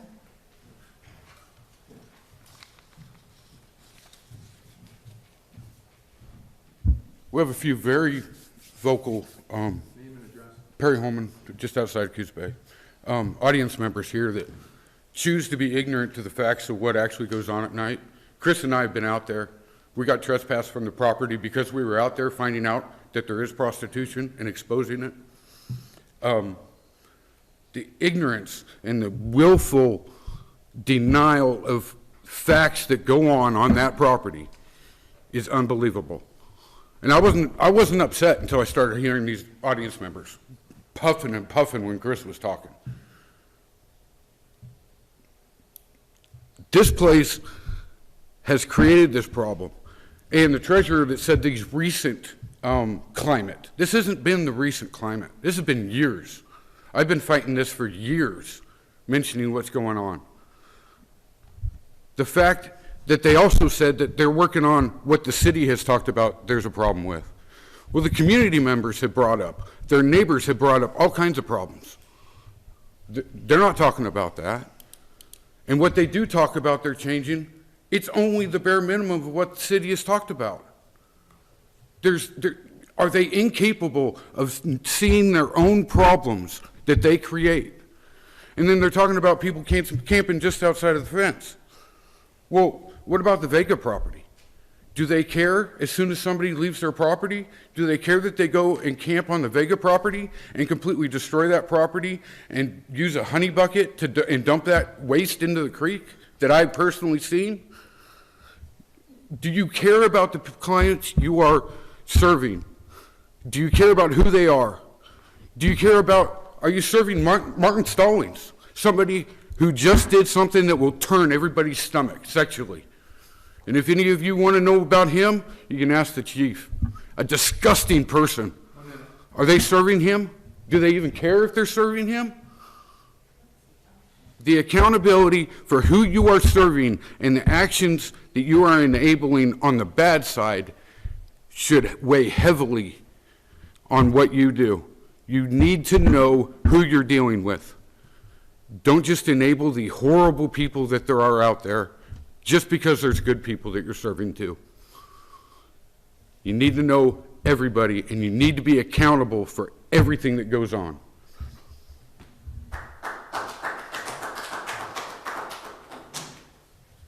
Let's see, Susan Foreman?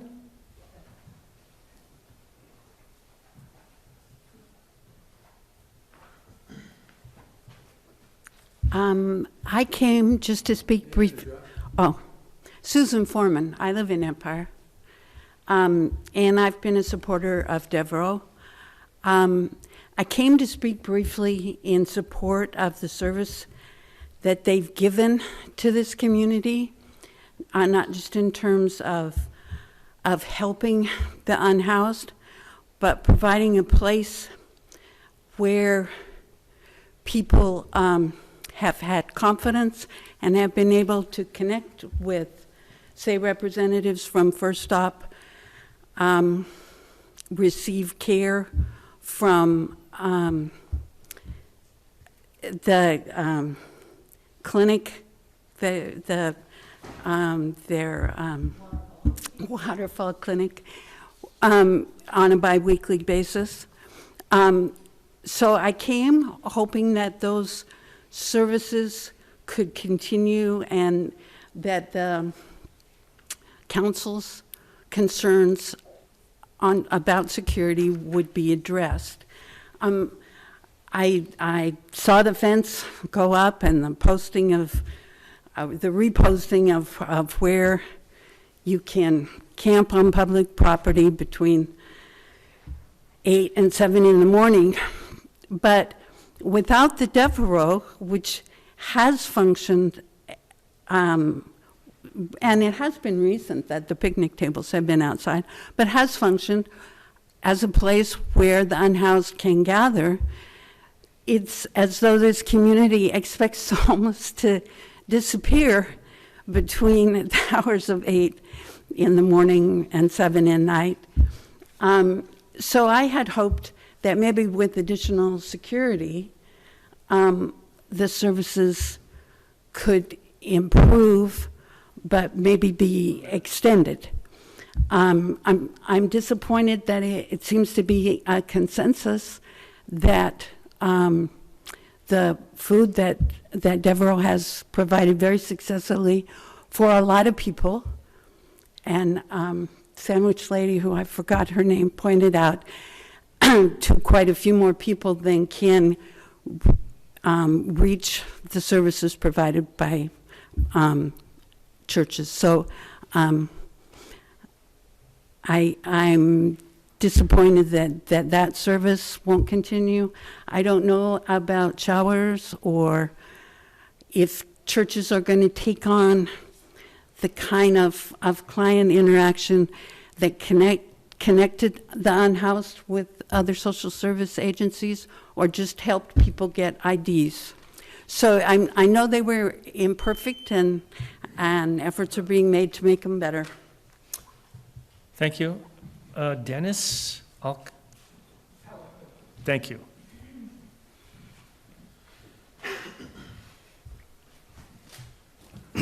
Hi, so my name's Dennis Alec. I'm an Empire resident. And I know this is stated numerous times to this board, other forums, the impact of the Devereux Center on the businesses, the appearance of the community, the residents of Empire. It's really horrible how it appears to people coming through, how it appears when you drive down the street. And the extent that the Coos Bay residents' opposition to this operation was clearly evidenced when there was consideration to relocate this to the West Lockhart Street and the signature collection and the large attendance at the Egyptian Theater in opposition to that proposed move. It's made it abundantly clear that nobody wants this in their neighborhood. It's apparent to me, and we actually have direct experience, that it's drawing homeless people from outside of the area and outside of the state. This spreads throughout. They have their own communication methods. They recognize, here's the place to go. Here's the Devereux Center. Get me to Coos Bay, to the Devereux Center. So it's growing the homeless population. It's not helping the local people, the local residents that are here that need help. There's clearly a need to support services helping local residents and families who are in need. We just need to focus on that and not expose this community to the outside invasion of people who are coming here for the services. And then the security, I don't care about the security at the Devereux Center. Defense does nothing except push them out into the neighborhoods. This is the problem for the residents. We're the tax-paying citizens. This board needs to look at our problems as taxpayers and not focus on supporting these people and this operation. There seems to be far too much effort to support the homeless community and not worry about the taxpayers of this community. So we'd like to see it cleaned up.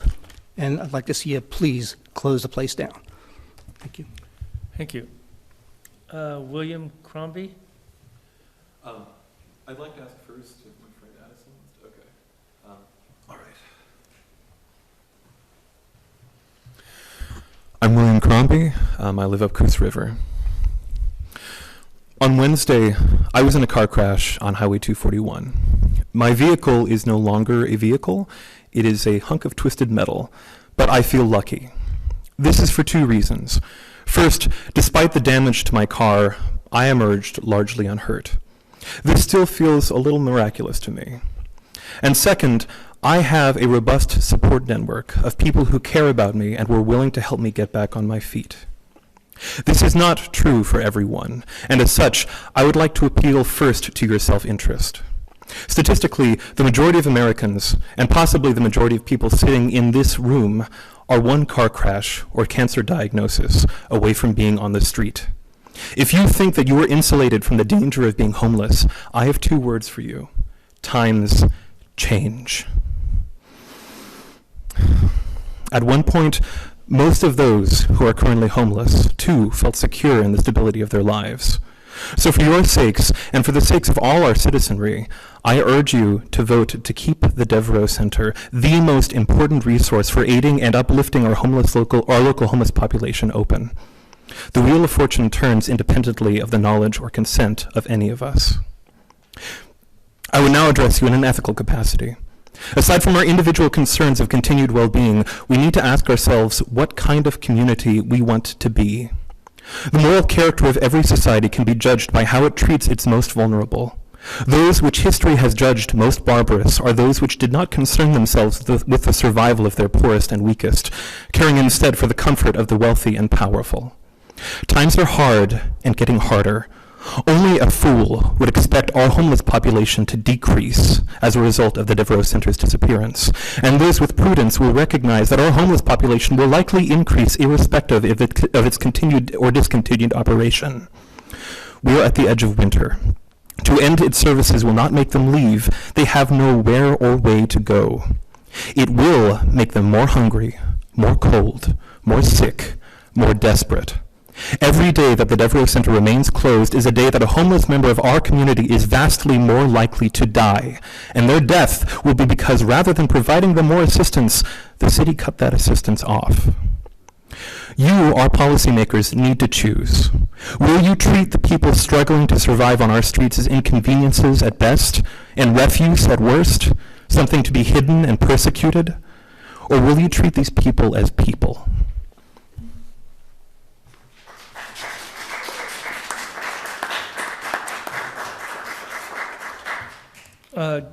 Garrick Lindsay?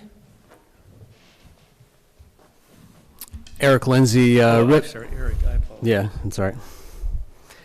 A resident of Coos Bay, work in North Bend, pastor of First Presbyterian Church, member of the Compassionate Ministry Collective. Don's a member of that. Dennis, there's 5 churches. We work as sort of a resource group to help some of the overflow of need that occurs when some programs in town don't have, can't budge on some of their grants. So we have independent grants that we collect to help with community services, not just those folks that are unhoused, but those that are underserved and those that are on the edge of becoming homeless.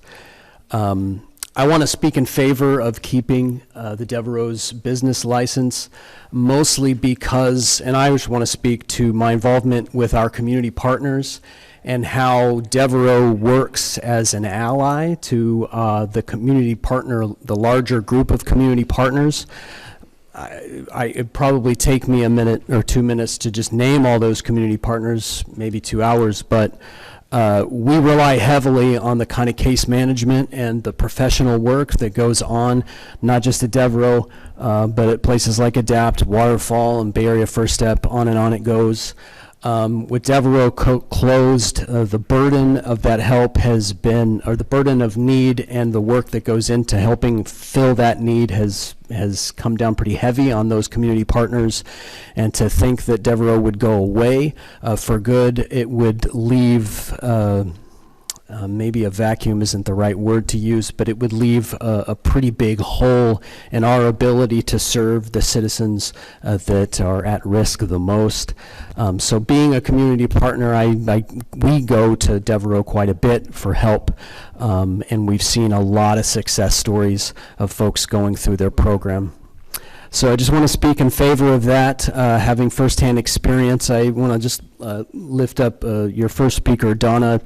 We've helped support her in her sandwich ministry, and we've seen a lot of great value in that, as well as a bunch of other things. And the one thing I'll close with is that very few people, I haven't really spoken to anybody who hasn't been on the ground to lend a helping hand, to care for those in need, whose lives and whose perspectives weren't changed when they went to help somebody that was in need. And that happens a lot at the Devereux Center, and if that goes away, God help us.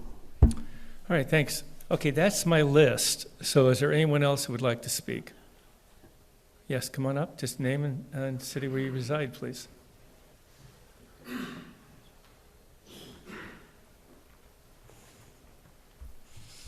All right, where's the timer at? Oh, cool, thanks. Okay. Hi, my name is Jess Howell, resident of North Bend and Justice, Equity, Diversity, Inclusion, and Accessibility Coordinator for the South Coast Health Equity Coalition. Some of the folks in this room might recognize me from the League of Women Voters or various unhoused subcommittees. I see some familiar faces here. But I'm not here speaking on behalf of that tonight. I am a formerly unhoused individual. And as other folks have pointed out, sometimes it is a dramatic, traumatic circumstance that puts you in that point. In the winter of 2019, I survived a very violent crime, and I showed up at the Devereux with amnesia. I am grateful that there was a warming center. I am grateful that there was a space to get food, to get help, to be able to sit down, to be able to get warm, to be able to try to collect my thoughts, and to actually touch base with reality again. And trust me, as someone who made use of the Devereux Center, I am well aware of the flaws. And I'm very grateful that there are steps being taken to actually address the security issues. I'm grateful that folks like Tim Lynch are involved. I've seen that face in various subcommittees in unhoused spaces, and I appreciate what he is doing in that regard, because the CHIP committees have identified homelessness as the main issue within our community, and we are seeking state funding and getting grants and ideas together to help mitigate that. But I really want to impress on folks here that without some kind of service like that, I would have died. My child, who is 7, would be motherless. And for those who are not a fan of prostitution and crime, I'd impress on folks to maybe look into advocating on behalf of services for mitigating human trafficking, as taxpayers, finding a way to put money where you want it to go to help to ensure that our law enforcement can address those needs. There is state funding for human trafficking coalitions, because literally prostitution is not a choice folk make. When I was at Harmony Methodist in Tent City, the folks there were former foster kids, disabled individuals, elderly folks. I remember out of 70 some odd folk who were staying in tents, there was a time when we all came together because someone literally had just dropped off an elderly woman, and we all came together and actually tried to get her connected with services. If the Devereux doesn't exist in any shape or form, people will be dying. The coldest time of the year is coming. And I remember Nicole Rutherford and the Homeless Workforce Coalition and retired Officer Babs, he used to be the homeless outreach person. And we worked to get the warming shelter open with freezing winds. And we made that change. And we got Coal Bank Village in, and folks are fighting to keep those spaces open. And I would implore everyone here to remember, unhoused people are people. They are neighbors, they are cousins, they are people who are disabled, members of the indigenous community. And I urge everyone here to ensure that even though it's a flawed system, we make sure that there is something available, because until we have a no-barrier shelter in place, people exist. We breathe, we take up space, and like someone else pointed out here, we are all much more closer to being 1 or 2 paychecks away from houselessness than we are to being millionaires. Thank you.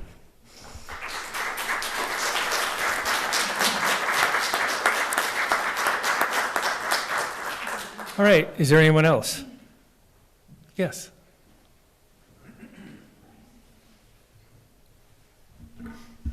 Thank you.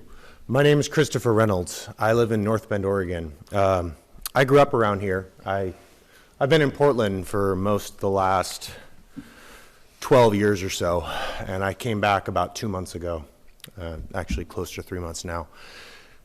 I've been involved in a lot of different organizations up in Portland that have done work around this and many, many other things. And,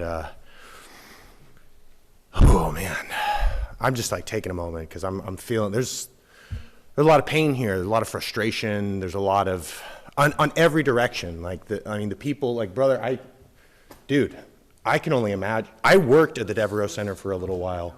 I can only imagine what it must be like to live in a place like that.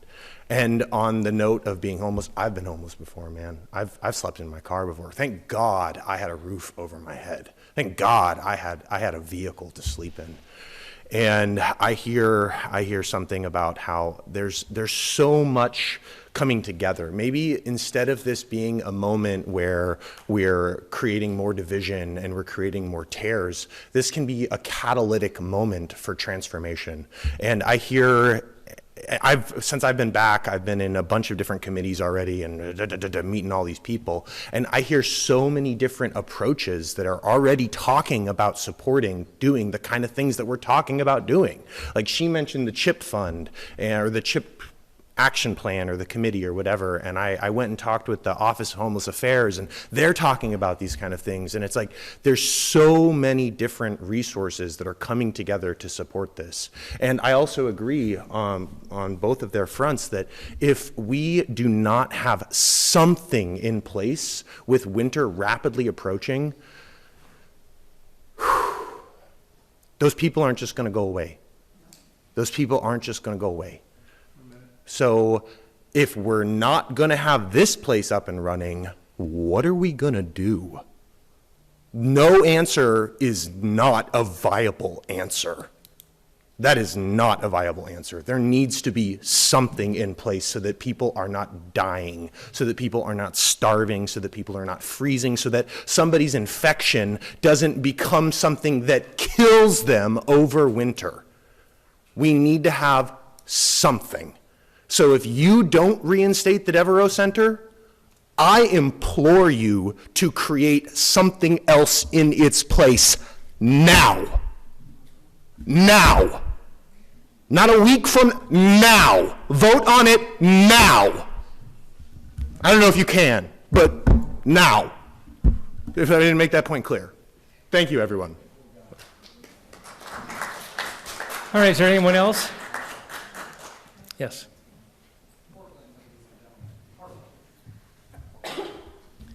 My name is Tanya Wiggins. I live in Empire. I'm listening to all these people. Everybody comes up here who is for the Devereux Center. They gave a lovely little presentation. None of it is going to change what life is like for people who actually live in the neighborhoods of Empire. I listen to everybody's stories. My heartstrings, I want to sit here and cry, but then I remember every time I leave my house, every time I walk around my neighborhood, every time I go to the grocery store, every time I go get my hair cut, every time that I go to the post office, this is what I see are homeless people. Does that mean there's something wrong with all of them? No. It means this is what my neighborhood looks like.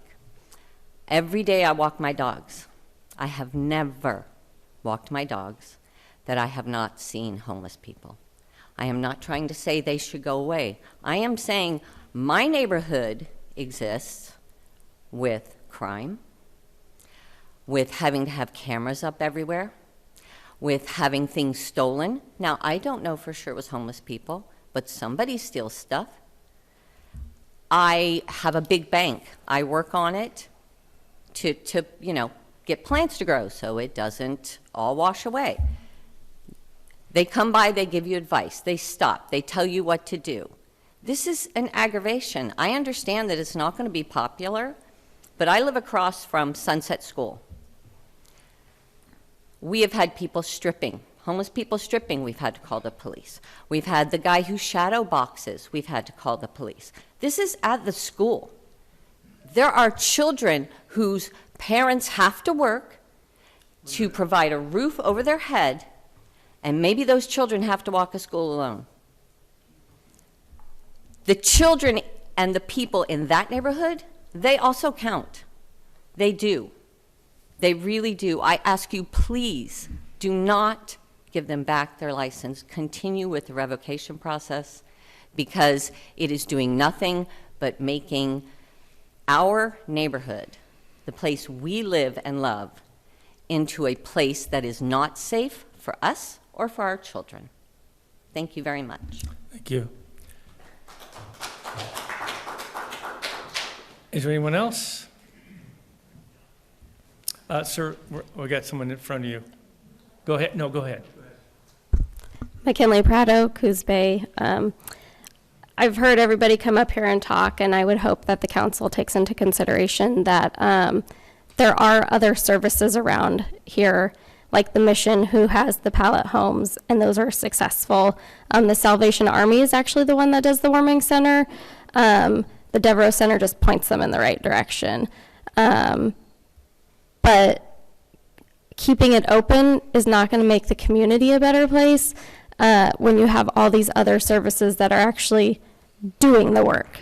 when the Devereux Center is just, I think the guy at the town hall that Adam had said they were like the hub, they were the spot where everybody came, and they told everybody, maybe we just need to advertise a little differently or do something a little bit different that doesn't have to use the Devereux Center to have everybody come and affect the Empire neighborhood. And I am part of the support that Adam had with not moving it to Lockhart, because that's my neighborhood. And I can't imagine it having to stay in somebody's neighborhood, because that's not fair to that side of the community either. And the council should consider that they serve all the people here in the community, not just one population over the next. And yes, winter is coming, but most of those people end up going to California where it's warmer, and then they come back. And just having to be a parent who wants to be able to take her kids to school and not have to pass someone defecating on the road and explain to my 7-year-old why is that happening, and no, you can't do that, is not a fun morning conversation. And I would hope that you would think of the next generations to come and what it looks for in the future of this community. Thank you. Sir?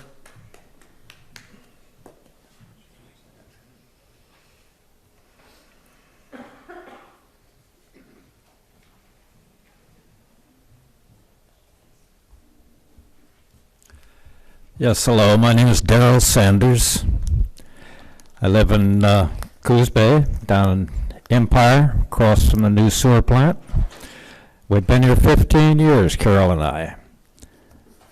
And it's really a nice place to live. I have had 0 problems with any of the homeless people that come by my house.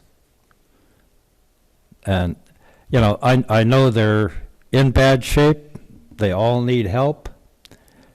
But shutting down the Devereux Center is not a help. It's not something that's going to help them at all. If you want to find something to help them, then get them some help.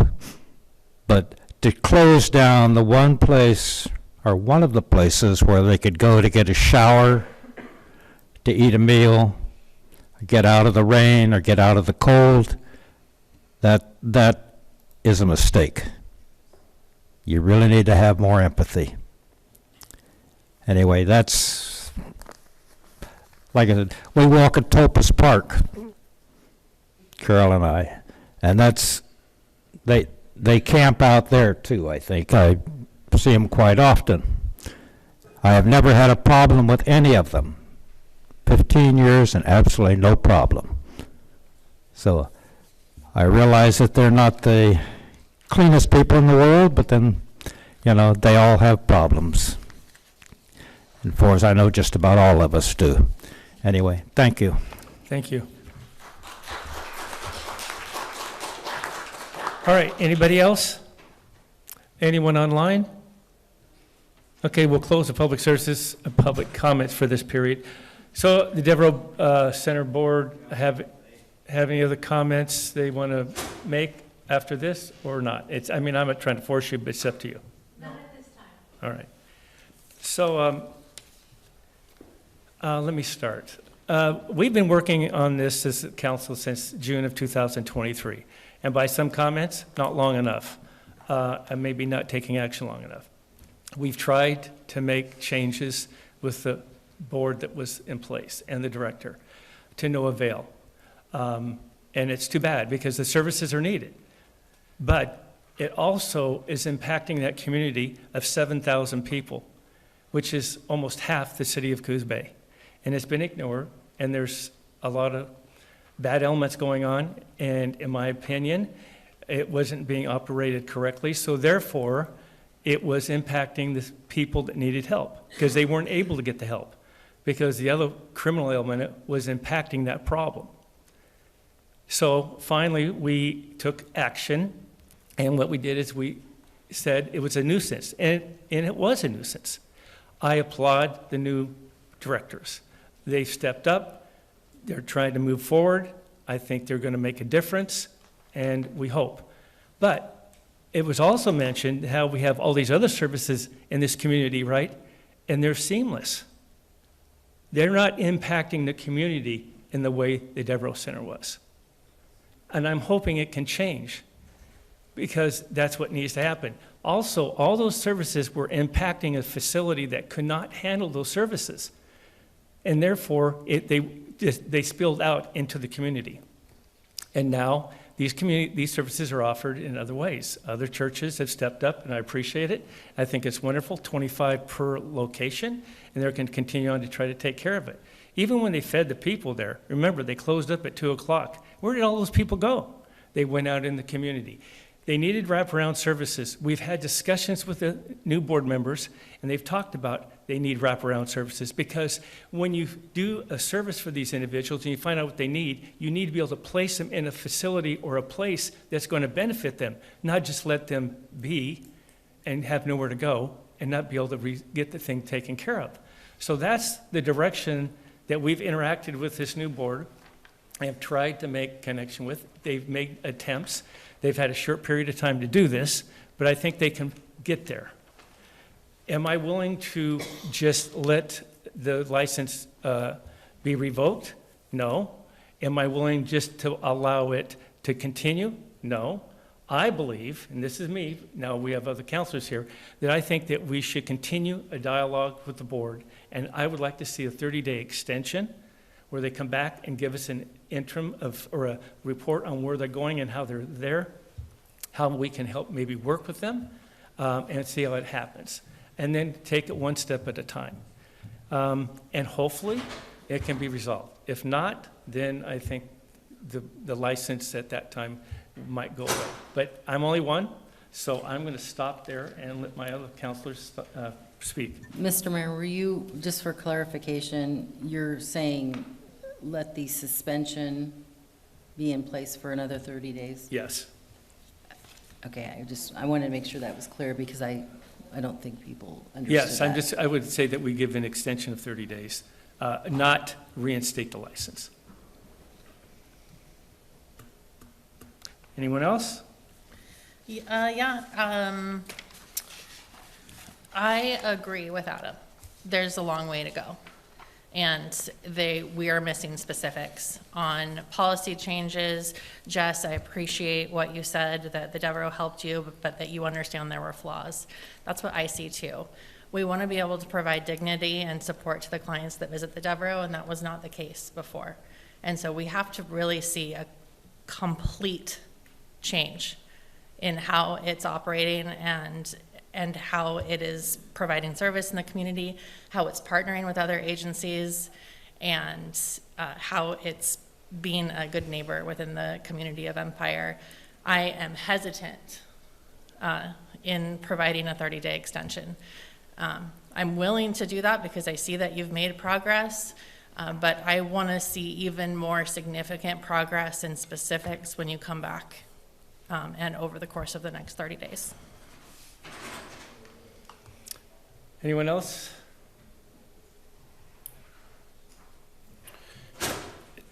Point of order, can I ask the board a question, or Sure. are we out of that? No, you can ask. Are you okay if I have just a couple clarifying questions? And these are from Counselor DeNovo, who's a little concerned about her reception. One is, are the services there offered to our community members only, or is it to anyone who comes in? And then secondarily, it's really a two-part question, is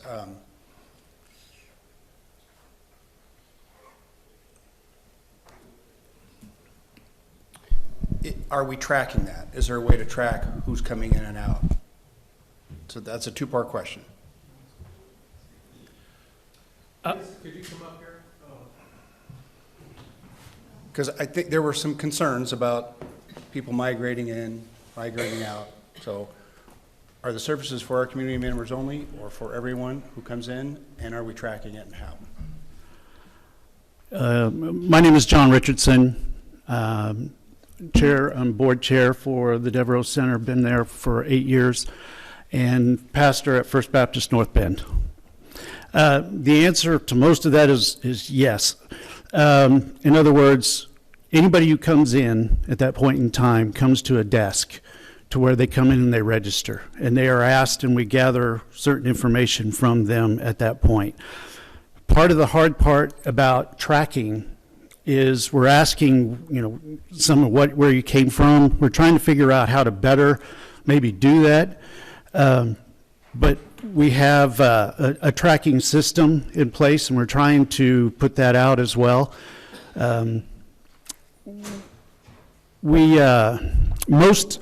Most of them are regular people who've been in our community for some time. We are aware that there are some. 5 years, 10 years? Oh, I can't tell you that. Okay. I couldn't tell you that. That's okay. I know that I've seen some that have been there for quite a long time. However, we also know that through that process, the attempt that we make is to try and get them from coming through the doors. Part of that tracking system and the registration, if you will, process is to also try and figure out what kind of services we can get to them. There are a number of the folks who want to get off the streets. There are some who do not. We get that. Just as any system, you've got people who abuse and people who use. That's the way it is. But you try and filter through to find the ones who you can help themselves along. That's why we have the housings at the shelters. It's why we have the other houses that we work with certain partners, different houses that we rent. They have caseworkers to help them deal with the drugs and alcohol, mental health issues, things along those lines. As we know in our community, excuse me, sorry. We also know in our community, some of those services are lacking in the capacity that our community has for handling those things. Do we have some folks who've come in from other places? Yeah. There are some that come traveling down from the north to the south, and they come through or whatever along those lines. But we also have a service in which we are part of the, is it called Homeward Bound, where we have sent many folks, when they come and they register, where are you from, that we get them tickets to go somewhere else. So we are also sending and getting people back to their other places. The hard part is tracking who's come from where. We don't always get that story at the door, but they are required to come in and register at that time. Did I answer both parts of that question? Yeah, you did. Okay. Do you have some others as well? No, I have some comments though, but thank you for filling in some of those holes. Thank you. Let me follow up on that, Yes. Troy. Thank you, John. So the previous director made a presentation to the Downtown Association in August, and she said there was 356 individuals that they served. And she said, and one of the members asked what percentage, pretty much like Councilor DeNovo, and you just clarified. She said 45% were from the area. The other 55% were from outside the area. And when she was pressed a little bit more about it, she had, in another conversation, she's told us that they were coming from Brookings, Gold Beach, Myrtle Point, Coke Hill, the county, and North Bend. So they were coming from outside the area. And that's another reason I keep saying that we need to diversify these services. If they need to, they should have satellite offices or places so it doesn't impact just one facility. So that's what the previous director had stated. So maybe that clarifies it a little bit. And thank you, Mayor. Go ahead. And also, not just the Devereux Center providing those services, but other communities that don't have services, such as Lakeside, need to be looking at their own communities to serve the population that they have there. Thank you, Councilor. So I suppose what I was going to say was, to me, it's clear the Devereux Center provides assistance to members of our community who are struggling. But it's also clear to me there are individuals who are there taking advantage of and abusing the center. And unfortunately, yeah, the center does carry the burden or responsibility for all the individuals that are there on the site. Ideologically, we are no stronger than the weakest among us. And if we can't see the empathy to reach down and help those that need help, then we're destined for failure. That being said, as a governing body, we represent the entire population. And it's not fair that the burden of taking care of those who need help impact and burden those who are working really hard just to keep the home over their head. So I understand both of them, and it's an ideological sort of struggle. As we have to, as a human, as a society, take care of those less fortunate than many of us others. But we shouldn't have to do it at the expense of the people in our neighborhood who are just trying to go to work and trying to walk their dogs and trying to take their kids to schools. So somehow, those of us who enter into that realm of helping those have to bear that responsibility of being a good community partner and striving to help those individuals who need that help without impacting their neighbors.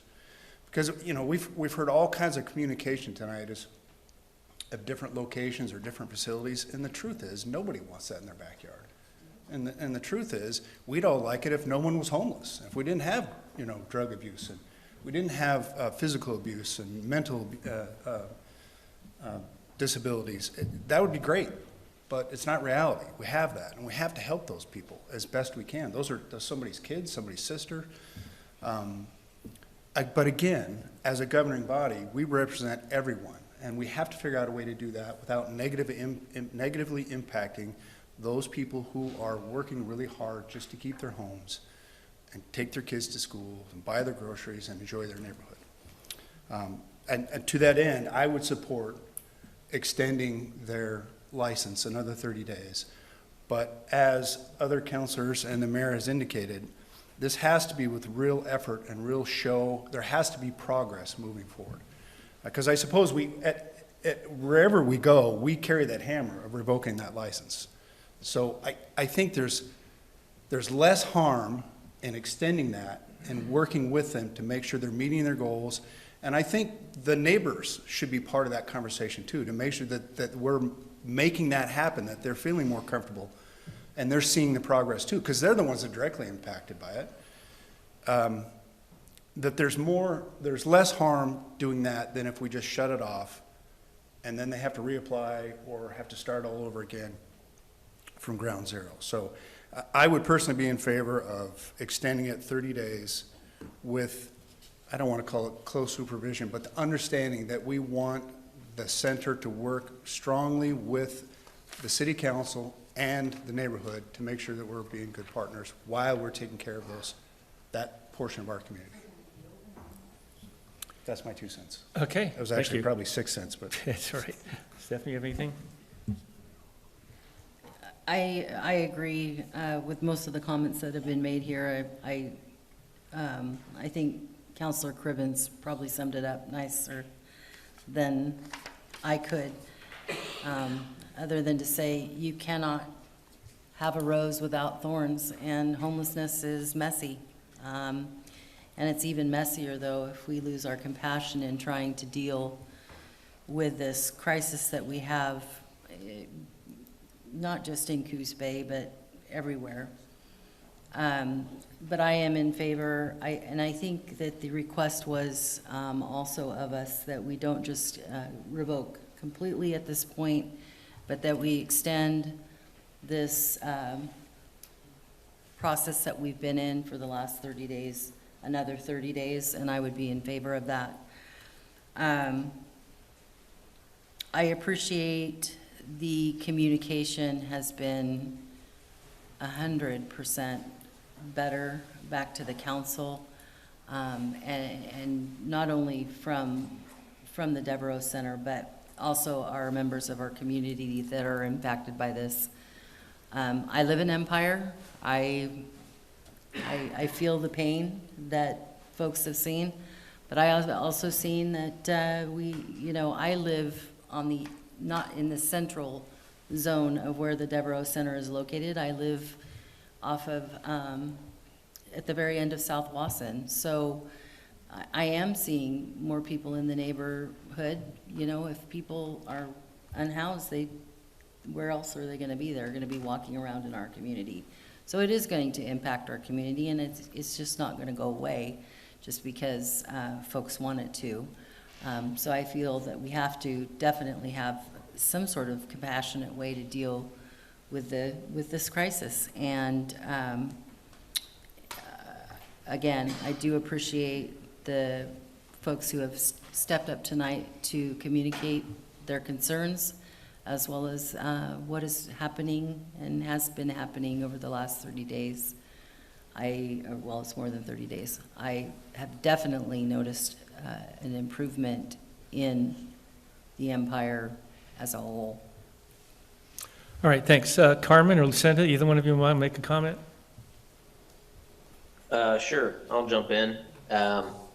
I'll try to be brief here.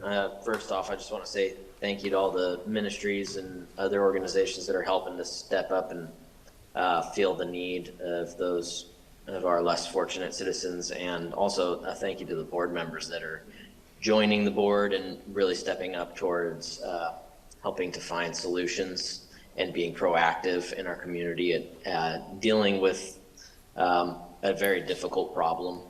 I also am, from my position, seeing positive steps towards collaboration with the city and trying to find, working on assessment of goals of the center and, redefining and refocusing on the mission statement.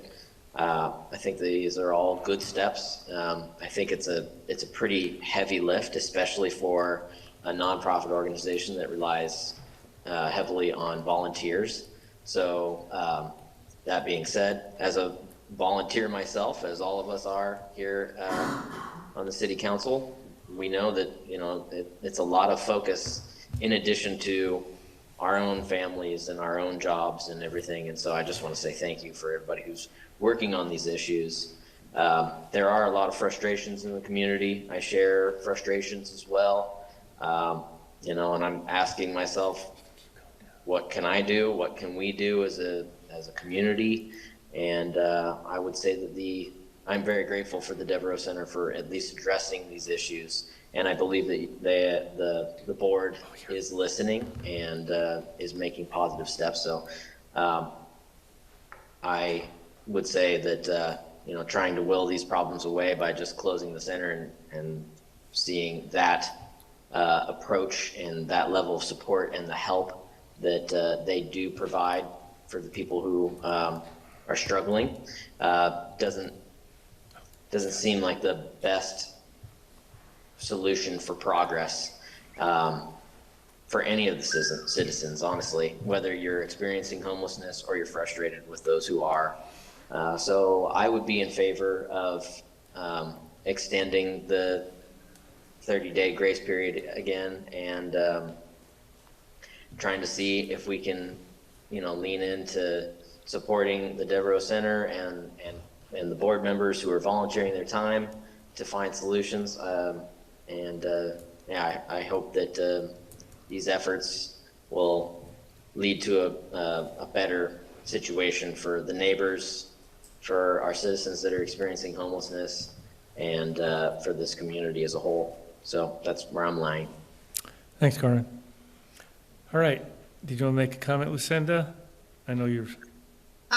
Mayor Benetti, I think everything has been said. I am in agreement with the council. All right, thanks.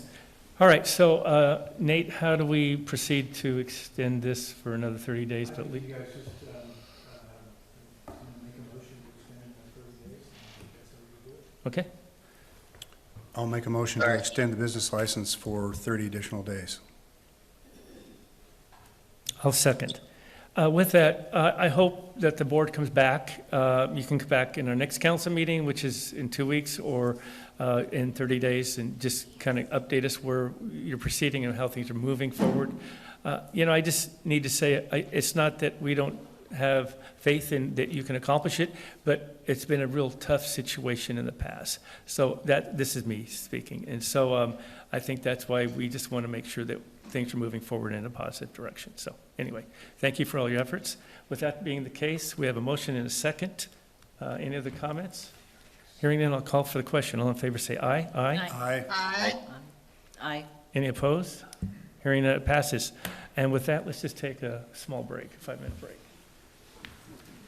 Thank you for coming, everybody, and your input. Appreciate it.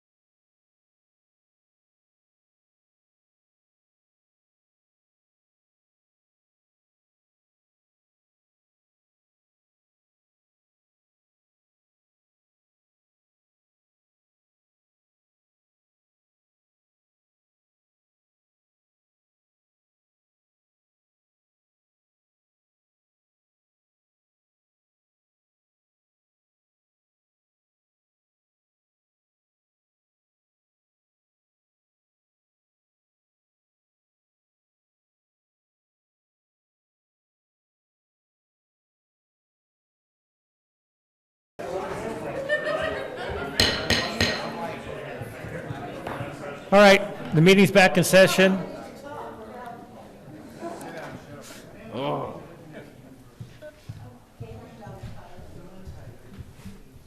So it was brought to our attention that the way the motion was stated was improper because we have put it, it's being revoked. And so Nate, you want to clarify, so make sure you get I this. think the best way to approach it would be you're extending the period of time for the Devereux Center to appeal the revocation an additional 30 days. That's my motion. So move. Okay, do we have a second? Oh, second. All right, all in favor, say aye. Aye. Aye. Any opposed? Hearing none, it passes. Thank you. One additional question, thinking that the next council meeting probably doesn't fall exactly 30 days. Do we need to clarify that? When is the next? December 3rd. Oh, well, the 30 days. Like in 30-ish days would be maybe the December 3rd meeting then? Yeah, so that's within 30 days. It's within 30 days. Within 30 days, yeah. Okay. Well, you can make a decision at that time in any event. Right, okay. You could certainly get an update, you know, at your next November Well, meeting. right, and I would hope. That's when we want the update. Yes. Yeah. All right.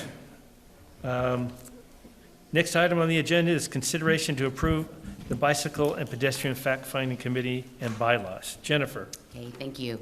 you've been waiting this whole time. I have. So since November 2023, the Parks Commission has assumed the responsibility of providing input on projects that include bicycle and pedestrian facilities. The Parks Commission is performing this duty, but it has proven to take more time than originally anticipated. Over the summer, the Commission discussed the formation of a bicycle and pedestrian subcommittee. Staff liked the idea, but informed the Commission that the creation of such a committee may trigger public meeting laws. So staff coordinated with the city, and he advised that a fact-finding committee could be a viable option. So the fact-finding committee will meet to discuss bicycle and pedestrian facilities, not be subject to public meeting laws, and present their findings, not recommendations, to the Parks Commission at a regularly scheduled meeting. So the idea is that the commission would take that information and then make the decisions. At the September joint work session with the City Council and Parks Commission, the City Council gave consensus to the Parks Commission recommendation to create the fact-finding committee. The Parks Commission is recommending an 8-member committee with 2 of those members being commissioners. The commission has drafted bylaws for council consideration. That's been attached to the staff report. If approved, the commission will recommend the 2 commissioners at a later date, and the city manager's office will advertise for community member applications. So how is this going to impact staff's time? Is it, I mean, this would be another committee that you're going to have to participate within? No, the committee will meet separately Okay. without staff. All right, good to know. So it's really not, they'll act on their own and then report to the Parks Commission or to you, or how? They will report to the Parks Commission. They will be responsible to take meeting minutes or record the meeting. Okay, Mhm. good. Comments, council? Just kind of clarification, do we have 8 interested members in being part of this committee, or is it going to be an empty committee? Well, 2 of those members are going to be Parks Commissioners. So and 6. And then the other 6, we're going to advertise for applications, so we will Okay. see. So we don't know. Okay. So council, how would you like to proceed? I would like to make a motion to approve the creation of a fact-finding committee for the Parks Commission for bicycle and pedestrian facilities and the adoption of the committee bylaws. Second. Second. It's been moved and seconded to approve the Bicycle and Pedestrian Fact-Finding Committee and with the bylaws. Any other comments? Hearing none, I'll call for the question. All in favor say aye. Aye. Aye. Aye. Any opposed? Hearing none, it passes. F, consideration to approve financial support agreement with ADAPT for Sobering Center operation. Nicole? Yes, thank you. Just as some background here, at your February 20th, 2024 council meeting, we brought forth opportunity for us to apply our opioid settlement dollars towards the operation of a sobering center. Those settlement dollars are only allowable to be used for very specific purposes, and we did spend a little bit of time determining whether or not we'd be able to access those for services that the city already provides. And unfortunately, we were able to come up with some ideas, but not in relation to the amount of settlement funds we were allotted at the time. We understood at that time likely over the 15-year span, potentially over $700,000. It's a significant amount of money. So the Sobering Center has been something we've been looking at in this county for quite a while, and these dollars would be a great use and within the allowable usage, which is noted in the exhibit that came from the settlement. It's also kind of nice to note that those settlement dollars were only provided to cities that exceeded 10,000. So Coos Bay is the only city within Coos County who receives those funds. The county also received funds as well. So you made the determination then that we were interested in supporting using our funds. The last piece of this puzzle, we've been working through what the operation looks like with ADAPT, and so we are asking to memorialize our commitment of those funds for ADAPT's responsibility as the operator of the facility. The county did that effort this morning at their meeting. They did the same thing, memorialized their commitment of funds and also acknowledging what ADAPT's responsibilities would be. They also approved the agreement to lease the space to ADAPT, which will be space in the jail itself. So what you have before you is the agreement which both Nate and County Council worked on. It is identical to the agreement that the county put in place as well. So we're asking for your acceptance and acknowledgement of my signature to put that in place. When will this go into effect, or when will the Sobering Center start? So that's a little bit of a moving target yet. So the space currently, and you're welcome to jump in at any point, but the space currently, I believe, is being used by the Sheriff's Department for evidence storage. And that is not just as simple as moving it. It takes some documenting, and there's only certain people who can access that, so chain of, the control for that. So they're working on building another secured site, which then this evidence can be moved there. Time is obviously of the essence. We'd love to get this up and running, but that is the hurdle we have to kind of work through getting over. So we know how much contracting time and construction time is, roughly that. That's what we're looking at. I just think they need to get the chief, like he did with the 911 center, and get done quickly. We did talk about that today. We actually had a check-in meeting today, and we're going to send a request out to all the area police departments to see if they have staff who could come in and help with what that looks like to move that evidence into a secure site. So we are attempting to get all hands on deck, but it is a little bit outside of our control with being in the county's facility. So what are the funds just sitting in an account to be used? They're not being dispensed until this is up and going? Yes. So what we've had some conversations around, Melissa's been restricting those funds as they come in so that they're, definitely set aside. We have had some conversations if there was funds that we could help to move the process along. The county is specific maybe in their funds going directly to operations, and we might have more interest in helping get it open by doing some of these preliminary kind of costs to get the evidence moved, to build the facility, whatever it takes to kind of get this moving forward. Melissa shared this earlier today. We have about $255,000 that we've received so far. So we do have some dollars right now we could help support the building of a new facility for the evidence. So, any other questions? Is there an overall time frame? I mean, do they have to get it set up at some point before funds go away? No. I mean, the funds are here. We do have some reporting requirements. Obviously, the schedule for payout of those settlements was kind of built out over a 15-year period. However, those different agencies, entities that are involved in that settlement can pay early, which is what we've experienced, to some of them paying early. So there's likely an end time by which, but again, we're working with a 15-year repayment period. So Thanks.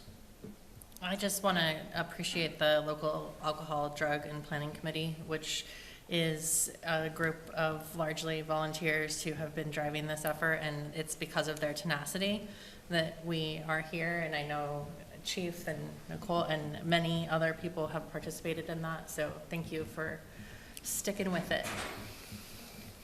All right, I need a motion. Anyone else want to make a comment? Okay, a motion, please. I move to approve the agreement formalizing financial support to adapt for operation of the Sobering Center and authorize the city manager to sign the agreement on behalf of the city. I'll second that. Been moved and seconded to approve the financial support agreement with ADAPT for Sobering Center operation. Is there any other comments? Hearing none, I'll call for the question. All in favor, say aye. Aye. Aye. Any opposed? Hearing none, it passes. Next item is transition of the Coos County Dispatch Services to North Coos 911 Dispatch Center. Nicole? yes, You're on thank here a you. lot. Yeah, it's the Nicole show tonight. So this is kind of a weird scenario. We haven't really had this in the past. Usually when we have service contracts in which we are providing a service to another organization, those don't usually come before council. That's a receivable. It's not a money spent, so we're not coming for approval. This is a pretty significant event, and it's being memorialized by agreements and I think decades in the formation of. So it felt like we should bring this before you so you could just acknowledge this. We have been providing the service since August 30th. At that point with our staff, our team here has really stepped up to cover those gaps for the county's 911 service. We have since, as of November 1st, actually fully transitioned those employees following the ORS that is already out there talking about what happens with a municipal entity takes over another municipal entity's services. So as of November 1st, we are fully together and operating here in the center you previously authorized for us to expand.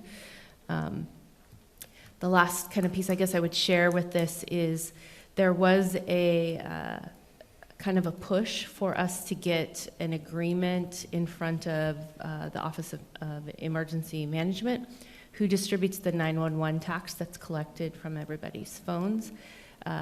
We were right at that turning point where they were about to do the next distribution. And so the contract has been signed in order to get that process moving forward. We're actually coming to kind of as like a housekeeping thing, getting this in front of you and your approval of. And I'm not sure if there's anything you'd like to add. No, I think you did a great job. I'm obviously available if there is some questions. I might be able to get a little bit deeper into the weeds on some of the transitions and where we're at in this process, but I think you laid it out very, very nicely. Thank you. So in this contract, I don't see any funding mechanism. Am I missing something here? Is it just, there's no specific funds? Yeah, there is in the attachment. That didn't go down far enough. Oh, okay. Sorry about And that. in this first year, because we are taking over a contractual obligation that the county had with other entities, we're kind of holding to what was already agreed to. However, we have mechanisms already in place to be looking at that in subsequent years so that we are, again, another step you took during our budget process was to create a fund that allows us to entirely track the costs of running this dispatch center. We will now have tried and true kind of financial data that we then can use to establish what a cost for service is by call for those entities moving forward. So this is really in line with what the county already had in play. Their rates, we're just charging those out to the county, and then we will have agreements with each of those other entities that they were providing service to. So there's cost of living increases in this thing? I'm not sure that this one is, because between now and when that would expire, it June wouldn't be- 30th? Yeah, we will have another agreement as Okay. of July 1, and we will include elements for Right. that. And that amount was 640,000 paid quarterly at 213,000. Yes, and that would be for the, essentially, we are capturing the period by which we started the service, yeah. All right, questions, anyone? Hearing none, how would you like to proceed? I'm going to make a motion that we approve the intergovernmental agreement between between Coos County and the city of Coos Bay. Second. There's been a motion, a second, to approve the agreement for the Coos County dispatch services to North Coos 911 Dispatch Center. Any other comments? I just want to say thank you, Chief. I know you put a lot of work into it. Nicole, Melissa, I'm sure you were involved financially. So anyway, I know it was a big lift, and also on the Sheriff Department and their crew. And so I think it'll be better for the whole county. And we have an operation, and talk about foresight, getting that rebuilt and remodeled. You must have known we're going to need it. So anyway, congratulations and thank you. Any other comments? Hearing none, I'll call for the question. All in favor say aye. Aye. Any, Aye. any opposed? Hearing none, it passes. City Manager's report. Well, I had a pretty long list, but given the time of night, I'm just going to share a couple things that are coming up, just to give awareness to. So you may or may not know, but this area was awarded the OSAA 3 and 4A volleyball state playoff. We previously had hosted the basketball, and now we have been awarded the volleyball. So that's kind of a big deal. It shows that we do a great job in hosting. They are here this weekend. And then OBAB has their second Saturday cleanup this weekend, and they will be at the boardwalk. So that is all I will share for now. That's it? Yeah. All right. Council comments. Troy. I just want to thank everybody for tonight. The open dialogue and discussion, I think, is always healthy. And it's election day, and I hope everybody voted. And first results are coming in at 8 o'clock, next results at 10. This is our process. This is how our country works. This is our chance to make your voices heard. That's my comments. All right, Sarah? No comments, thank you. Stephanie? I will just echo what Councilor Cribbins said and leave it at that. Thank you, everyone that came tonight, and thank you for getting out and voting. Carmen? Same here. Lucinda? No comments.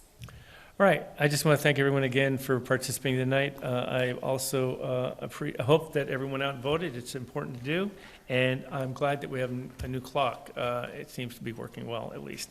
All right, with that, we do have an we do have an urban renewal meeting, and so I will